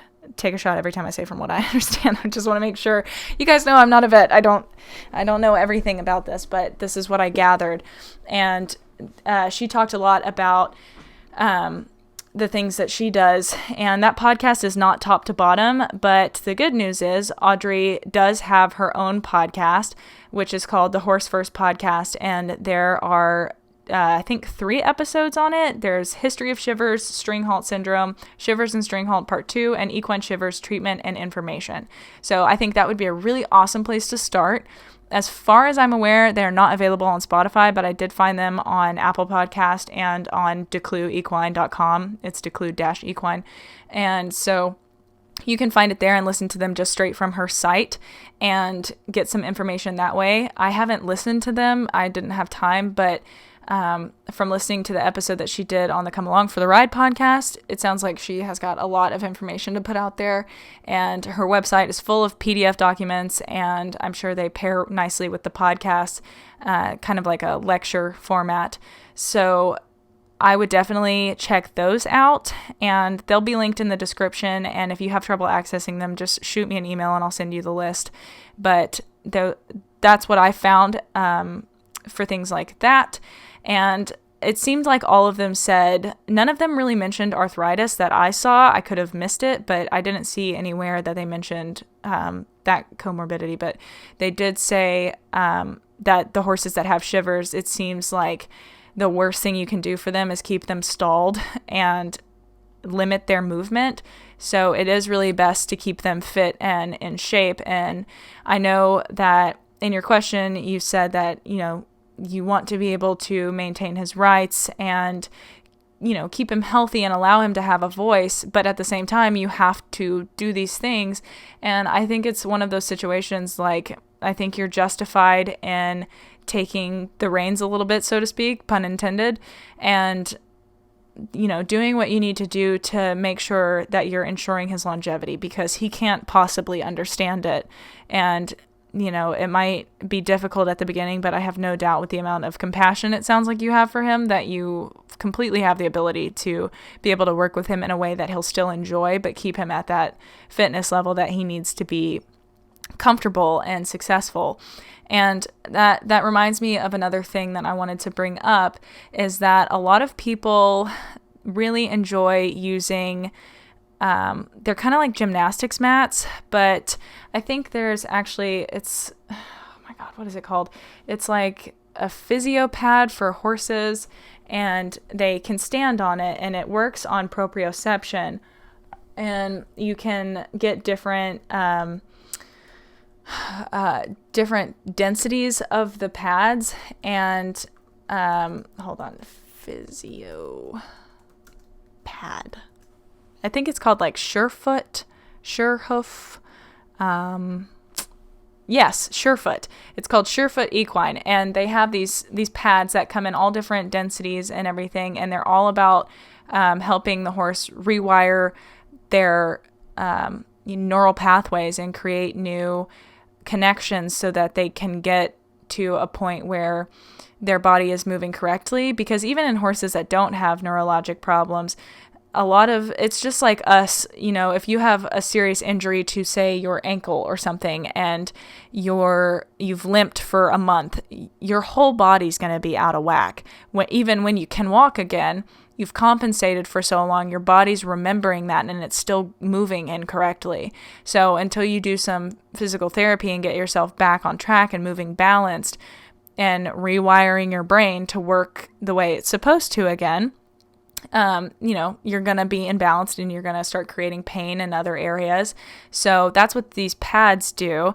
And when I was at the Ida Hammer Clinic, interestingly enough, she actually talked about using it to see where the horses were comfortable with their feet and what kind of trim they wanted, which I thought was really interesting, because like if they needed more heel, they might sink their toe. And if they needed less heel, they might sink their heel. And so I don't know. I just thought it was interesting. And by needed more toe, I didn't mean like long toes are the bane of everybody's existence from my understanding. But, if they needed more sink in the heel, a shorter heel, which is typically what they need anyway. But yeah, so I think that might be something to look into. Like I said, they're called Surefoot Equine. They have a Facebook page and a website where you can look in the pads. Fair warning, they're pretty expensive, but I think I would like them better. I've been looking into getting one for a while, but they have so many different densities that it's kind of hard. I just want the whole package, but I can't afford it. It's like $1,000.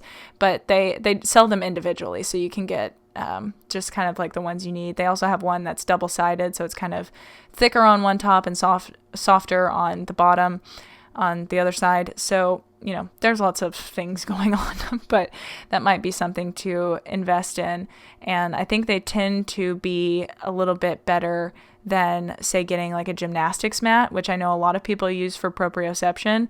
But those are really hard because you don't know what density you're going to get. And then you spend $100 on something that you're like, okay, I didn't know this was going to be like this, So they're also doing webinars. I'm looking at that right now. They have some webinars scheduled for the 27th through the 19th, and I'm assuming they're probably going to be on Facebook. So definitely look into that. And, there's like Panther Flows with Kathy on Instagram. Her handle is Panther Flows, and she does a movement course, and I'm also taking one right now that I'm supposed to be doing a lot more for than I am right now, but I've been so busy I haven't had time. But it's called Mastering Movement, and it's with Cara Musgrave, so I can't vouch for either of them, but I have heard incredible things about Kathy's course, and like I said, I'm taking Cara's right now, so I'll know shortly. But yeah, so just like learning how to help him work with his body, I think will be your best bet. And I know that sounds really vague and ambiguous, but if you can get a good physio that can help him and help relax his muscles and make sure that he is physically healthy, then you can start working on helping his brain, maybe make some new connections in there. And like I said, I am not entirely sure that any of what I'm saying has any validity, but that is the way that I would approach it, at least. And, maybe you could even reach out to Audrey DeClue and see what she thinks after listening to, some of her podcasts and reading over her material that she has available online and her studies, which are all everything that I have linked below. You don't have to have like a college login or anything to get into. They're all open access, so you can look at everything without any trouble. So I think that would probably be your best bet, and that way you could figure out what she's done to help work all of these horses, because she said she has only met one horse that she couldn't get back to being ridden comfortably, and I think she got to asymptomatic. I could be wrong, but I'm pretty sure that's what she said. So, and the one horse, it had a freak accident, so I think that speaks a lot to what she's doing, and I think it's definitely worth looking into, especially with something as convoluted as Shivers. There's not really a whole lot of information out there. But yeah, so I think that pretty much covers that. I researched longer than I talked about it, which kind of sucks. But I really think the research will speak for itself, and hold a lot more weight than me trying to poorly, summarize it all. And there's a lot of videos in there. There's a lot of articles, a lot of magazine articles written by vets that study this. So, I don't know, it might be worth something to look into if you're interested. But I think that wraps up that question. So let us get into number 6 with patron Emily.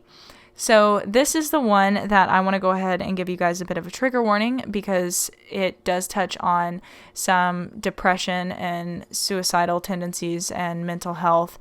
And if that is something that is triggering to you, or, might kind of just set you off on the wrong path for today, then maybe just in this episode here, and, check back in next week.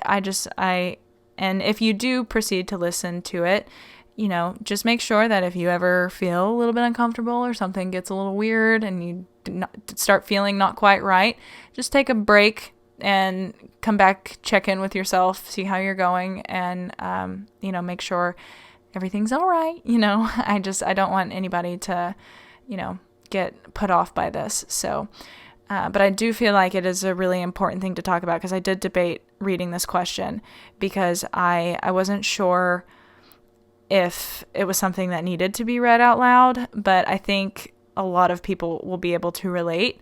And I think Emily was brave enough to share this. So, it's not super graphic or anything like that, but it does touch on something that I think a lot of people have experienced. So if you are triggered by anything like that, just either proceed with caution or just go ahead and check out of this one. Okay, we're going to get into it. Hey Jill, I own a 19-year-old off-the-track thoroughbred, and we're coming up on our 5th anniversary. He is literally my lifeline and best friend, and our riding situation is tricky. We don't have a proper arena, we just ride on grass, and the ground isn't the most even. I do struggle with depression, anxiety, etc., so sometimes I am really in my head when I ride and don't pay attention or appreciate the effort my horse is giving me. He can give me a great ride, but I get off feeling horrible and discouraged because I'm focusing on small inconsistent moments. My trainer lives out of town, so I only have lessons when she is in town, so it's inconsistent.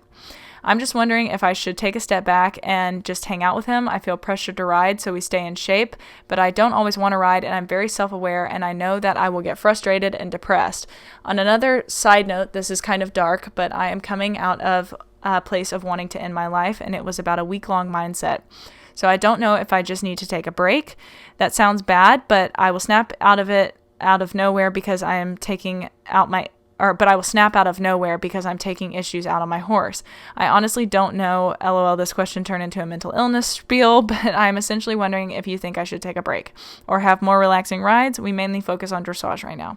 Also, I'm deathly afraid of him dying on me suddenly, so when I emotionally push him away or go a day without seeing him, I feel so horrible, but then I also get overwhelmed when I am near him sometimes.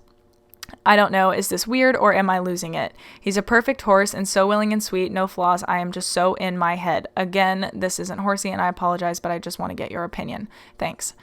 So that is obviously a very heavy question, and the first thing I want to say is, Emily, I am incredibly sorry that you're going through this, because I have been there and I just know how hard this is. It is incredibly difficult to deal with things like this. But the good news is we all have the power within ourselves to make a change. And that sounds like the worst advice ever, because when you're depressed, the last thing you want to do is put effort into anything. But that's what helps.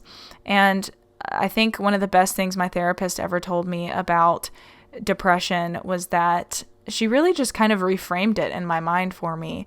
And this will not go for everyone, especially depending on the, reason or perhaps lack thereof of your depression, if you experience it. But mine was largely situational because I was going through a really, really awful, rough breakup. And she was just like, it sounds like your body just needs some more time to process and think and grieve. And I was like, I feel fine. I don't get it. Like, what is the problem? And she was like, there just might be something else you need to sort out before you're ready to move on into something else. And that's exactly what happened. Like, I just kind of went through it for maybe another week or two, and then out of nowhere, it just completely vanished, and I was fine. And I was like, what the heck?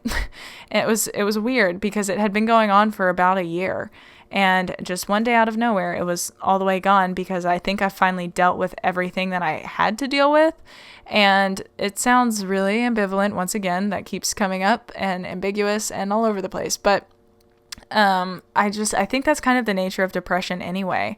It's something that, it doesn't make sense because you feel bad and there's a lot going on, and sometimes you don't even understand why you're depressed. There's not really a trigger, and it's just this awful, sinking, ugly feeling that you can't really find your way out of or find a reason for, and then you get frustrated because there's no reason, and you have all these things you want to do and you can't do them, and then you start beating yourself up. I'm so lazy, I suck, I'm terrible at all the things I want to do, I can't even make myself do them, and then you just spiral down into this awful abyss. And so I promise I have been there and I have experienced it, and it is absolutely horrible. I wouldn't wish it on literally my worst enemy. But I think that if you can find a way to develop some coping strategies with it and some self-soothing techniques and ways to help reframe what's going on, I think that that is the most impactful thing that one can do. And the best way to do that, and try not to turn the podcast off right now, is to go to therapy. And it sounds awful and hard, especially when you're depressed, because you're like, oh my God, the last thing I want to do is go talk to somebody about why I'm depressed, because it's just going to make it worse. But I think one of the big things is that whatever you think is going to happen or you're fearing the most about happening is what tends to manifest anyway. And if all you're concentrating and you're only dedicating your energy to is, how awful things are going to be and the way things are going to go wrong and, just everything that's so bad and awful, if that's all you're concentrating on, that's all your body and your mind can prepare for. I've said it so many times on this podcast. It's like the pink elephant thing. Don't think about a pink elephant. And unless you have aphantasia, and I do know I have one listener who does, hi, but unless you have aphantasia, all you can think about is a pink elephant. And it works the same way with negative emotions. If you're only concentrating on the bad things and the things that are going wrong in your life or the things that could go wrong, then that's all that's going to be what you see. That was terribly uneloquent, but if all of your field of vision is tainted black, even the good things are going to be black. And if you start working towards slowly looking for the good in the things that happen around you and focusing on that instead of the bad things, then you can get to a place where even the bad things are tainted blue or pink or whatever your favorite color is that you associate with good. Maybe yellow. But I think it's really powerful to be able to, shift that mindset. And don't get me wrong at all. When my therapist and I first started working on this, I had so much resistance to it. I did not want to do it at all. And then it occurred to me, I was like, why don't I want to think about good things? And I was like, why am I so resistant to wanting to see the good in the world around me and the good in other people and be happy? And I think for me, it's a vulnerability issue, because when you're looking at the happy things and life is going well and you get kind of on a high, you have further to fall. But if you're already at the very bottom and everything sucks anyway, all the bad stuff can't hurt you because you're already at rock bottom. But, in order to be happy, you have to come out of that a little bit, and then you're creating some space to fall. But the great thing about vulnerability is that even if you have that space to fall, that's not how you see it, and you just end up not falling anyway. You have a parachute, so to speak. So, it's like I'm reading this question back, and you're talking about how, when you ride, you get really in your head and you don't pay attention to your horse and the effort he's giving you. But it sounds like you are paying attention to the effort he's giving you, because you wouldn't notice that he's giving you any effort at all unless you were paying attention. And I think that that's something you can give yourself some credit for, that you're noticing his effort and you do appreciate it. And the fact that you feel bad that you're not appreciating it means you do. And then you say he can give me a great ride, but I get off feeling horrible and discouraged because I'm focusing on the small inconsistent moments. It's kind of like one of those things when you go to the doctor and you say, well, my elbow hurts when I bend it. And the doctor says, well, don't bend it. And I think it's a lot harder to not bend it than you think. And depression works the exact same way. And you say, I get off feeling horrible and discouraged because I'm focusing on the small inconsistent moments. So you know why you get off feeling horrible and discouraged. So naturally, the thing to change would be to stop focusing on the small and inconsistent moments. So there's this great metaphor that I've learned in being in the clinical mental health counseling program. And that is, I forget who did it, but there's some like little therapeutic technique of saying on your right knee, you have a button. And my friend that's in the program with me is laughing because we both talked about this, and it's really influential. And it like, just everyone, little experiment right now, if you're still listening, just take a moment and do this with me. So on your right knee, you have a button. So press that button with your right hand and think about 5 good things that are going on right now. So just list out 5 things. If you have to pause the podcast, go ahead and do that and come up with 5 things that are going really well, or that you like or you appreciate. And it could just be that your new drapes are pink and they're pretty, because that's all I can think of right now. But come up with 5 things and then come back. So I'll give you a moment. Have you got your 5? Okay. Yes? Okay, we'll proceed. So on your left knee, you now have another button. And with your left hand, you're going to press that button and think of 5, not choking, 5 negative things. Sorry, I'm dying. 5 things that are not going well, 5 things that you don't like or whatever. Come up with those. So have you got them? Have you got them? Yes, yes, yes, yes. Okay. So in that moment, you demonstrate the ability to choose what you think about. When you choose to press the right button, you're thinking about the positives. And when you choose to press the left button, you're choosing to think about the negatives. And in a depressive episode, it works very similarly. We often choose to slip into talking or thinking only about the negative things. And I think it can be really powerful when you're talking to friends and family to notice how often you just talk about all the things that are going wrong and how much you complain and things like that. And it's not to say that you beat yourself up, but see if in that moment you could think of some things that are going well and talk about those instead. And instead of saying, he can give me a great ride, but I get off feeling horrible and discouraged, you might say, he gives me great rides, but at the moment I'm having some trouble really appreciating the rides and feeling like things are going well, but it's something I'm working on. That gives you an open door and a direction to go into with positive thoughts. And that's something that you're working towards. You want to feel better, because everyone who rides horses wants to have a great ride and get off feeling great and encouraged, and because they're focusing on the good things and the things that are going well. And so the way to do that is to reframe how you're thinking about it. In your brain, if you are thinking rides equal me feeling discouraged because I can only concentrate on the negative things, the door is shut. Everything, that is what it is, and you can't get out of it. But if you say riding equals the potential for opportunities for things for me to appreciate and opportunities for me to learn and be encouraged and enjoy my horse, that gives you so much more room to work within it. And it sounds really stupid and like it will not change anything at all, but I can promise you 110% it changed absolutely everything for me. And it may not work with everybody. This is just one technique that I've kind of read about and also had done on me. And I went to a CBT therapist, which is cognitive behavioral therapy, and she really helped me a lot with depression and anxiety. And instead of saying, I am anxious, I am anxiety, I worked on distancing that from my identity and working towards, I'm not comfortable doing this yet, but it's something that I really want to get good at. Instead of saying, I can't go to the supermarket because it makes me anxious. Like those two things are completely different situations with completely different outcomes.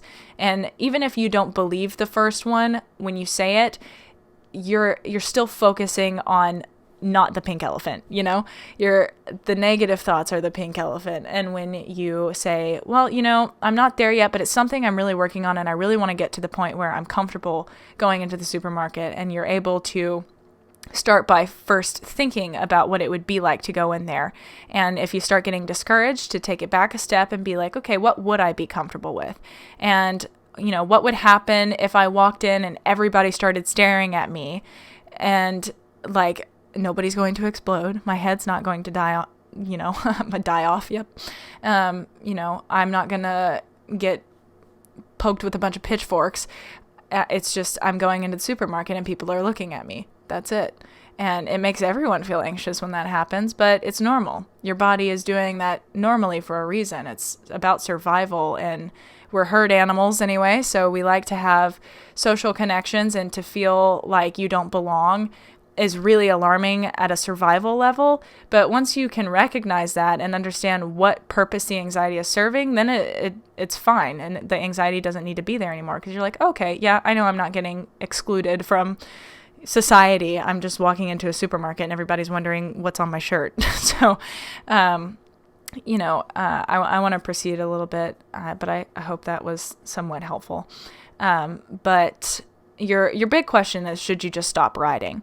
And you feel pressured to stay riding and stay in shape. And you say, I don't always want to ride because I'm very self-aware and I know that I'll get frustrated and depressed. And that's a similar thing to what I was just saying a second ago, that in your head, riding equals frustration and depression. And that's okay, and it's valid, because riding is very hard. There is so much that goes into it. You have to be thinking about your hands and your core and your legs and what bend the horses on and what direction you're going, and what posting diagonal you're on, what canter lead you're on, how are you going to set the horse up for the transition. Like, there's so much that goes into riding, so naturally you're going to get frustrated. There's a lot that goes into it, and cut yourself a break. I mean, it takes a long time to develop all of your muscle memory and to get to a point where a lot of it happens automatically and you don't have to think so hard. But the bottom line is, riding is supposed to be fun. We all get into the sport because we love horses and we want to do it because it's fun, not because it's some big stressful event that sucks so bad and it makes you self-conscious and depressed and just is this horrible, awful thing that you dread. And if it is, and it's not something you want to do anymore, you don't have to do it. It is a-okay to be like, this just isn't my thing. I just don't feel good when I do it, and I think I can find something else that I would feel better when I'm doing, and I would be better at. And that's okay. It's totally up to you, and it's a very personal, individual decision.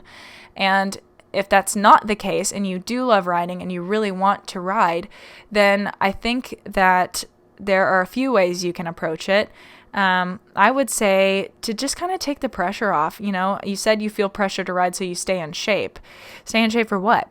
I mean, if it's staying in shape for a show, then maybe take a break from showing and just enjoy your horse and find the things that you do enjoy with him, and pump the brakes on being competitive and getting everything done perfectly. His body has to be in this perfect position and blah, blah, blah, blah, blah. And, like you said, he's 19, and depending on, how his life has gone, he might be a little bit older, so maybe staying in shape for that reason. Sorry, I had to pop my neck. That was a burp. Sorry, that was gross. I had to take a break. But anyway, so if that's why you feel like you need to stay in shape, then that's okay.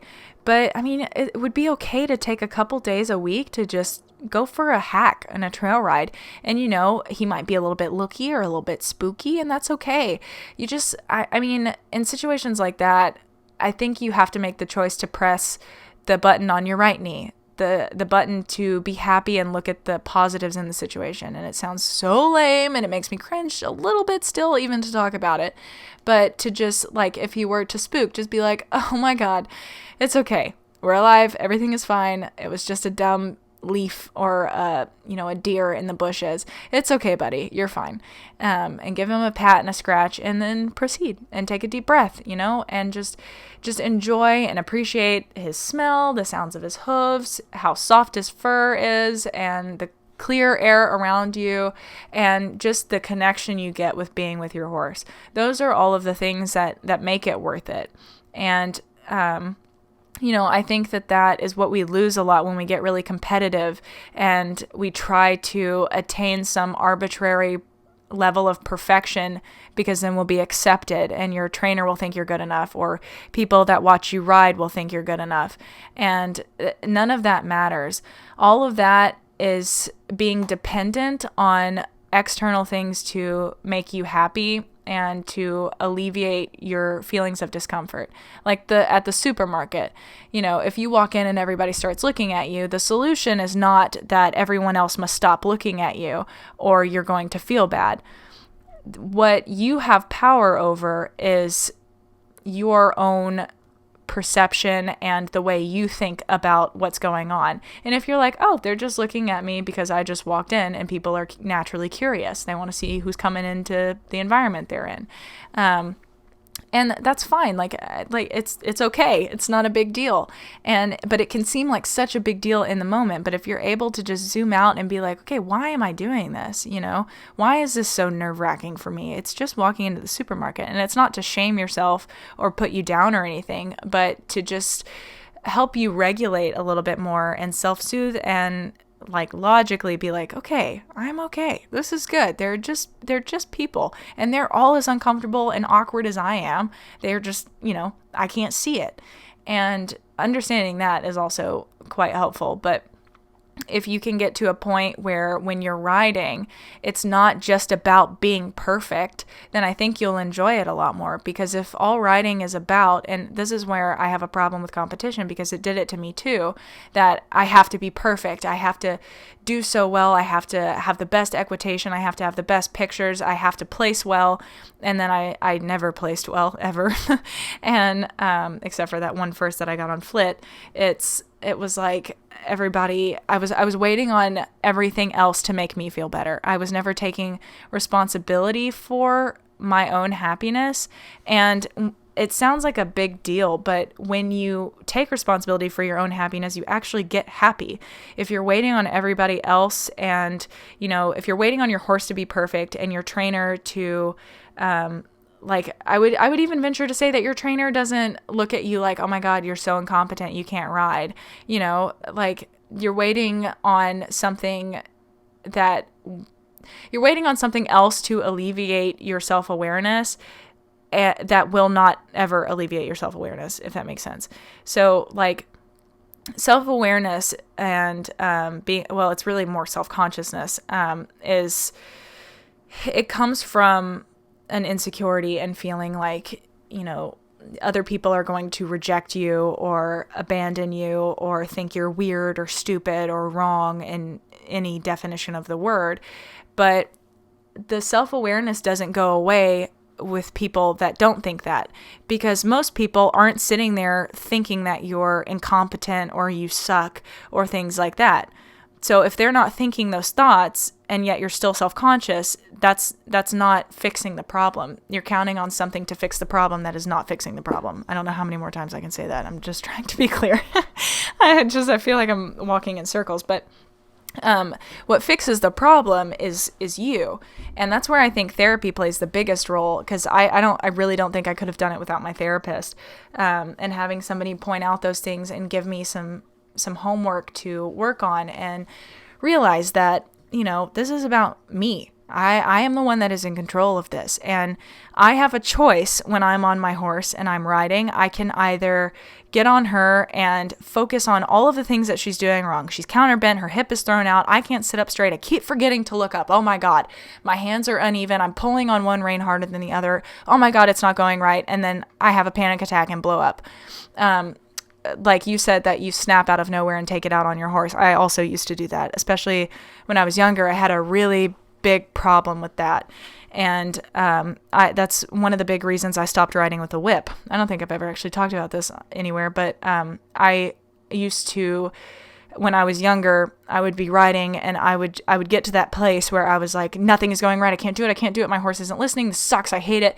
And I would just blow up and just go to town with the whip. It was awful. And I would immediately get off and go sit in the dirt and start crying and just hanging onto my horse while they're like, what are we doing? And also, thanks for just beating me for no reason.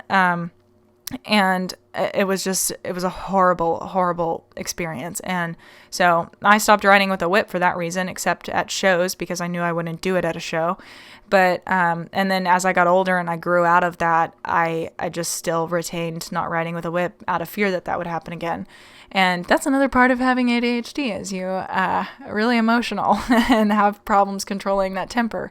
And that's something that I've really had to do a lot of work on. And I think that's something that a lot of people don't see on the internet, and I think that's what plays into people that feel like this patron does, because you don't see those other people that are going through things that are so difficult and emotional and really hard to deal with, and you think you're the only one and you're weird and insane, like you said, like, am I crazy? Why am I doing this? But you're not. Everybody goes through it, I think. At least a lot of people do. And that validation that you are okay and you are doing things right and you're allowed to just enjoy and learn and take time to learn, it comes from you. And you have to be the one to tell yourself and give yourself permission that you can just take some time to learn. You can't expect to get on a horse and just know how to do everything perfectly. A, because humans are flawed, and B, because horses are animals and they're naturally going to be flawed. They're naturally going to have some miscommunication with you. So you can't expect perfection. And it's really hard when all you see in media is people riding perfect horses and doing perfect things, but they're only posting their best work. Everything that goes on behind the scenes is about, like 60-40 good and bad. And it's just about keeping that perspective. And it's not that you need to say, well, everybody else sucks too, to make yourself feel better, because that's still relying on that external validation. It's about giving yourself permission to be in a learning place and mess up. It's okay. You're not going to hurt your horse, and you're not going to look dumb for doing something wrong. And very rarely ever does it actually look as bad as it feels anyway.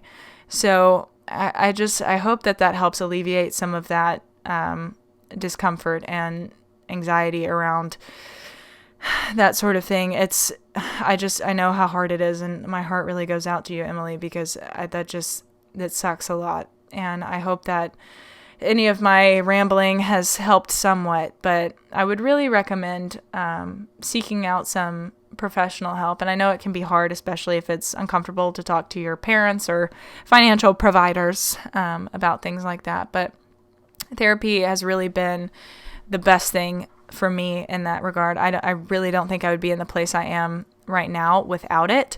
And it has just made such an entirely different, like, I've probably done a 180 with it, because I was so bad all the time. Like I talked about, I am depressed, I have depression, I am depression, I have anxiety, I'm anxious. And it was such a part of who I was that it became like something I couldn't get out of, because I was so deep in it. It was like quicksand.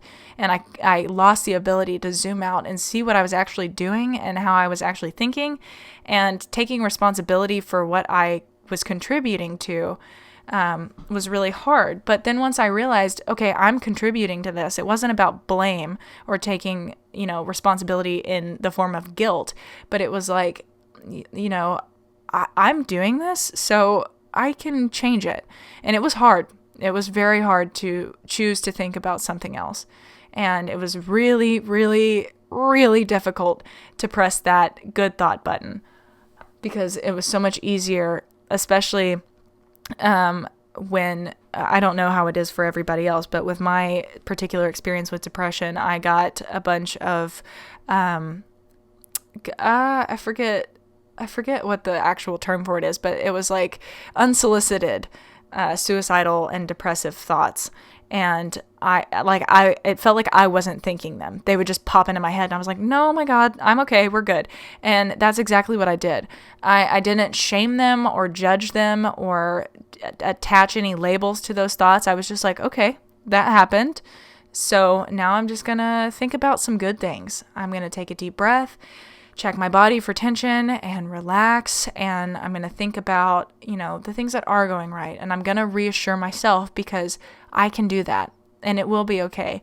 And at the beginning, you might not believe it when you reassure yourself, but it's important that you at least put it in there, because you're taking the first steps to being able to start believing it. So I don't know. It's totally up to you if you want to take a break with riding. I mean, only you know, and you are the expert on yourself. So if you think that taking a break would be the best thing for you, sorry, burp again. If you think that taking a break would be the best thing for you, I think that's what you should do. But if you think you just want to take some more relaxing rides and that would help, then I think that's what you should do. It's totally up to what you feel would bring you the most happiness. And I think that that's really the biggest deal, because from this message, it sounds like there's a lot of focus on the things that are going wrong with riding. So take a moment and think about the things that go right and the things that you really enjoy when they happen. And think about if they feel good because other people and the environment is validating you in some way, or if it's because you're validating you. And I keep saying and, it's bothering me. But just make sure that the reason the things feel good is because, you're allowed to feel good and you're allowed to appreciate the things that feel good because other people are telling you, you look great. Obviously, that's going to feel good. But make sure that you're balancing it with some things that just are intrinsically good for you. And that, you just enjoy breathing in your horse's scent and walking through the woods, or working on a jumping course, or riding your dressage pattern or something, whatever makes you feel good. And if you get back to riding and having a trainer and you start thinking and falling down that rabbit hole of like, oh my God, everything sucks, this is so bad, and you feel that coming on, just if you're in a lesson, just ask your trainer, like, hey, could I just have a moment? I just kind of need to take a breather. And then just take a moment and walk around and recenter yourself and concentrate on the things that are going well. It's, like I said, it's really hard to press that button, but it is, to some degree, it is largely a choice. And it can feel dangerous to press that button because you're like, well, if I don't think about all the bad things, then they might happen. But on the flip side, if you don't think about the good things, they're probably not going to happen either. If you numb yourself to all of the bad, you're also numbing yourself to all of the good. So you have to be able to be open to looking at the good and being okay with it. And it's not that you're being arrogant and that being self-conscious and insecure makes you humble, because I also grew up thinking that. But if you are like, yeah, I can do this, I am good, like I've got this and I'm working on it, I'm allowed to learn. It's not going to be perfect every time, but that's okay. We're still learning. Me and my horse are figuring this out together. And it's all up to you. And I hope that you find a way to find somebody to talk to about it. I cannot stress enough how helpful that can be. And it is in no way admitting defeat, or that you're weird, or you're a psycho, or anything like that, or you have these big, awful problems. I mean, for the longest time, I wouldn't go to therapy because I was like, it's not that bad. And then it got that bad. And then I went to therapy, and then I was like, oh, I could have done this years ago and then avoided all of that. And so, and the thing about therapy is you don't have to tell anybody you're going. I mean, maybe you talk to your parents and just be like, I'm feeling kind of weird. I just would like to go talk to somebody. And then when you get there, I mean, I should say that some therapists are maybe not you don't click super well with them, but keep going until you find somebody that you really click with and that you think you mesh well with and you feel safe with, and then work on that and get to a point where you're willing to open up and share those things and get to the root of the issues, so that you can get to a place where you're okay and you've acknowledged the things that scare you and that are, maybe not going so well, so that you can start to focus only on the things that are going well. Well, maybe not only, but predominantly. So yeah, I guess the answer to your overall question is it's up to you. It totally depends. And, I would say don't beat yourself up about, if you go a day without seeing him. That's life. And it sucks because I've been out of town a lot recently, and not seeing my horse, it makes me feel super guilty and bad. But I have to remind myself she is just a horse. She is living her best life in her paddock with her buddies, eating hay and alfalfa and grass and running around and doing things. Like, she has got her own life, and she doesn't need me to be there all the time. And like, I also totally get the sentiment of feeling overwhelmed when you're around them, because you're just like, oh my God, I have so many negative emotions associated with this. I feel worthless and stressed and depressed and inadequate, and all of those feelings are not good feelings. And you kind of have to work on counter conditioning yourself to where when you're around your horse, you think about the good things. A lot of people say to like leave your problems at the barn door, and I don't think that's necessarily, the best solution. But I think, maybe when you go see him and you start feeling that overwhelmed feeling, like I said, just take a break and just like hang out and be like, you know what? I'm sorry. I need to think and just appreciate and be here in this moment and present, not thinking about the past and obsessing over all the things that have gone wrong. And I'm not thinking about the future and, getting anxious over all of the things that might go wrong, but I'm just here, enjoying this moment, appreciating it and being in it and feeling everything, seeing everything, smelling everything, hearing everything, and just being really present. And I think that provides a lot of peace for a lot of people, and it does for me for sure. And it's hard to do when you're a naturally kind of individual that's all over the place. But I think that is the biggest solution or treatment to issues like this, is learning how to take control of your mind like that. And that's where therapy really comes in. And when you're working one-on-one with somebody who is coaching you through how to do this, because it's not easy and it's not intuitive, and our society gives us absolutely no help outside of therapists to learn how to do this. There's no level of emotional regulation in schools or anything like that. You just kind of have to figure it out. And as a result, we tend to develop maladaptive coping strategies. And so all you have to do is just replace them. And it's oversimplified for sure, but I also take comfort in knowing that it's not a huge, you have to go through 8 months of rehab and you have to, for a physical injury, it's just like, okay, we just got to fix this. And then maybe things will start going better. And then I can work on some other things. I'll start seeing some improvement, and, there might be a little bit of a backslide, might get better, might get worse, but I'm good with whatever happens, because I've got me, and I'm good, and I'm confident in what's going on, and whatever happens in the world around me, I've got me, and I'm okay with that. And I am a good person. I am worth it. And just working on making those beliefs your truth. And because you deserve it. You really, really do. To quote the wonderful Kirk Honda, who knows everything and anything. Mr. Psychology in Seattle podcast. But anyway, I hope that you don't beat yourself up too much about it, because it is a very natural thing, and it's not your fault. It is just our society and feeling pressured to be perfect and do everything correctly, and how dare you ever mess up ever. Your head will explode. The world around you will explode. You'll be exiled. For some reason, we all live with a little bit of that fear, but it's not cognizant. And then when you say it out loud, you're like, that is ridiculous. But then when you realize it's ridiculous, the trick is not to guilt and shame, but to be like, okay, so I'm good. And then reaffirm with the good thoughts and comfort and center yourself, and then proceed. So I don't know if that made any fucking sense at all, and I sincerely apologize if it did not. I hope it did. Addie, did it make sense? She's nodding. Okay. You better not just be being kind. It better be real. Okay. It's real, ladies and gentlemen. All right. I think I'm going to wrap up this episode, because holy shit, I've been talking for so long and I want to be done. I've had a really long weekend, but anyway, thank you guys so much for listening, and be sure to tune in next Tuesday for the next episode. You can check all my shit out on JETEquiTheory.com. You can find me on Facebook, Instagram, YouTube, and Twitter at JETEquiTheory. The podcast is now on YouTube. All of the episodes, all of them are on YouTube. And you can watch and listen there if you are not currently. And be sure to subscribe to the channel, because Homegirl needs subscribers so I can get that shit monetized. And yeah, I think that is about it. Become a patron if you want. I got merch.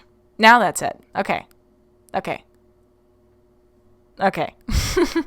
Thank you guys for listening. I'll check in with you next Tuesday. Bye.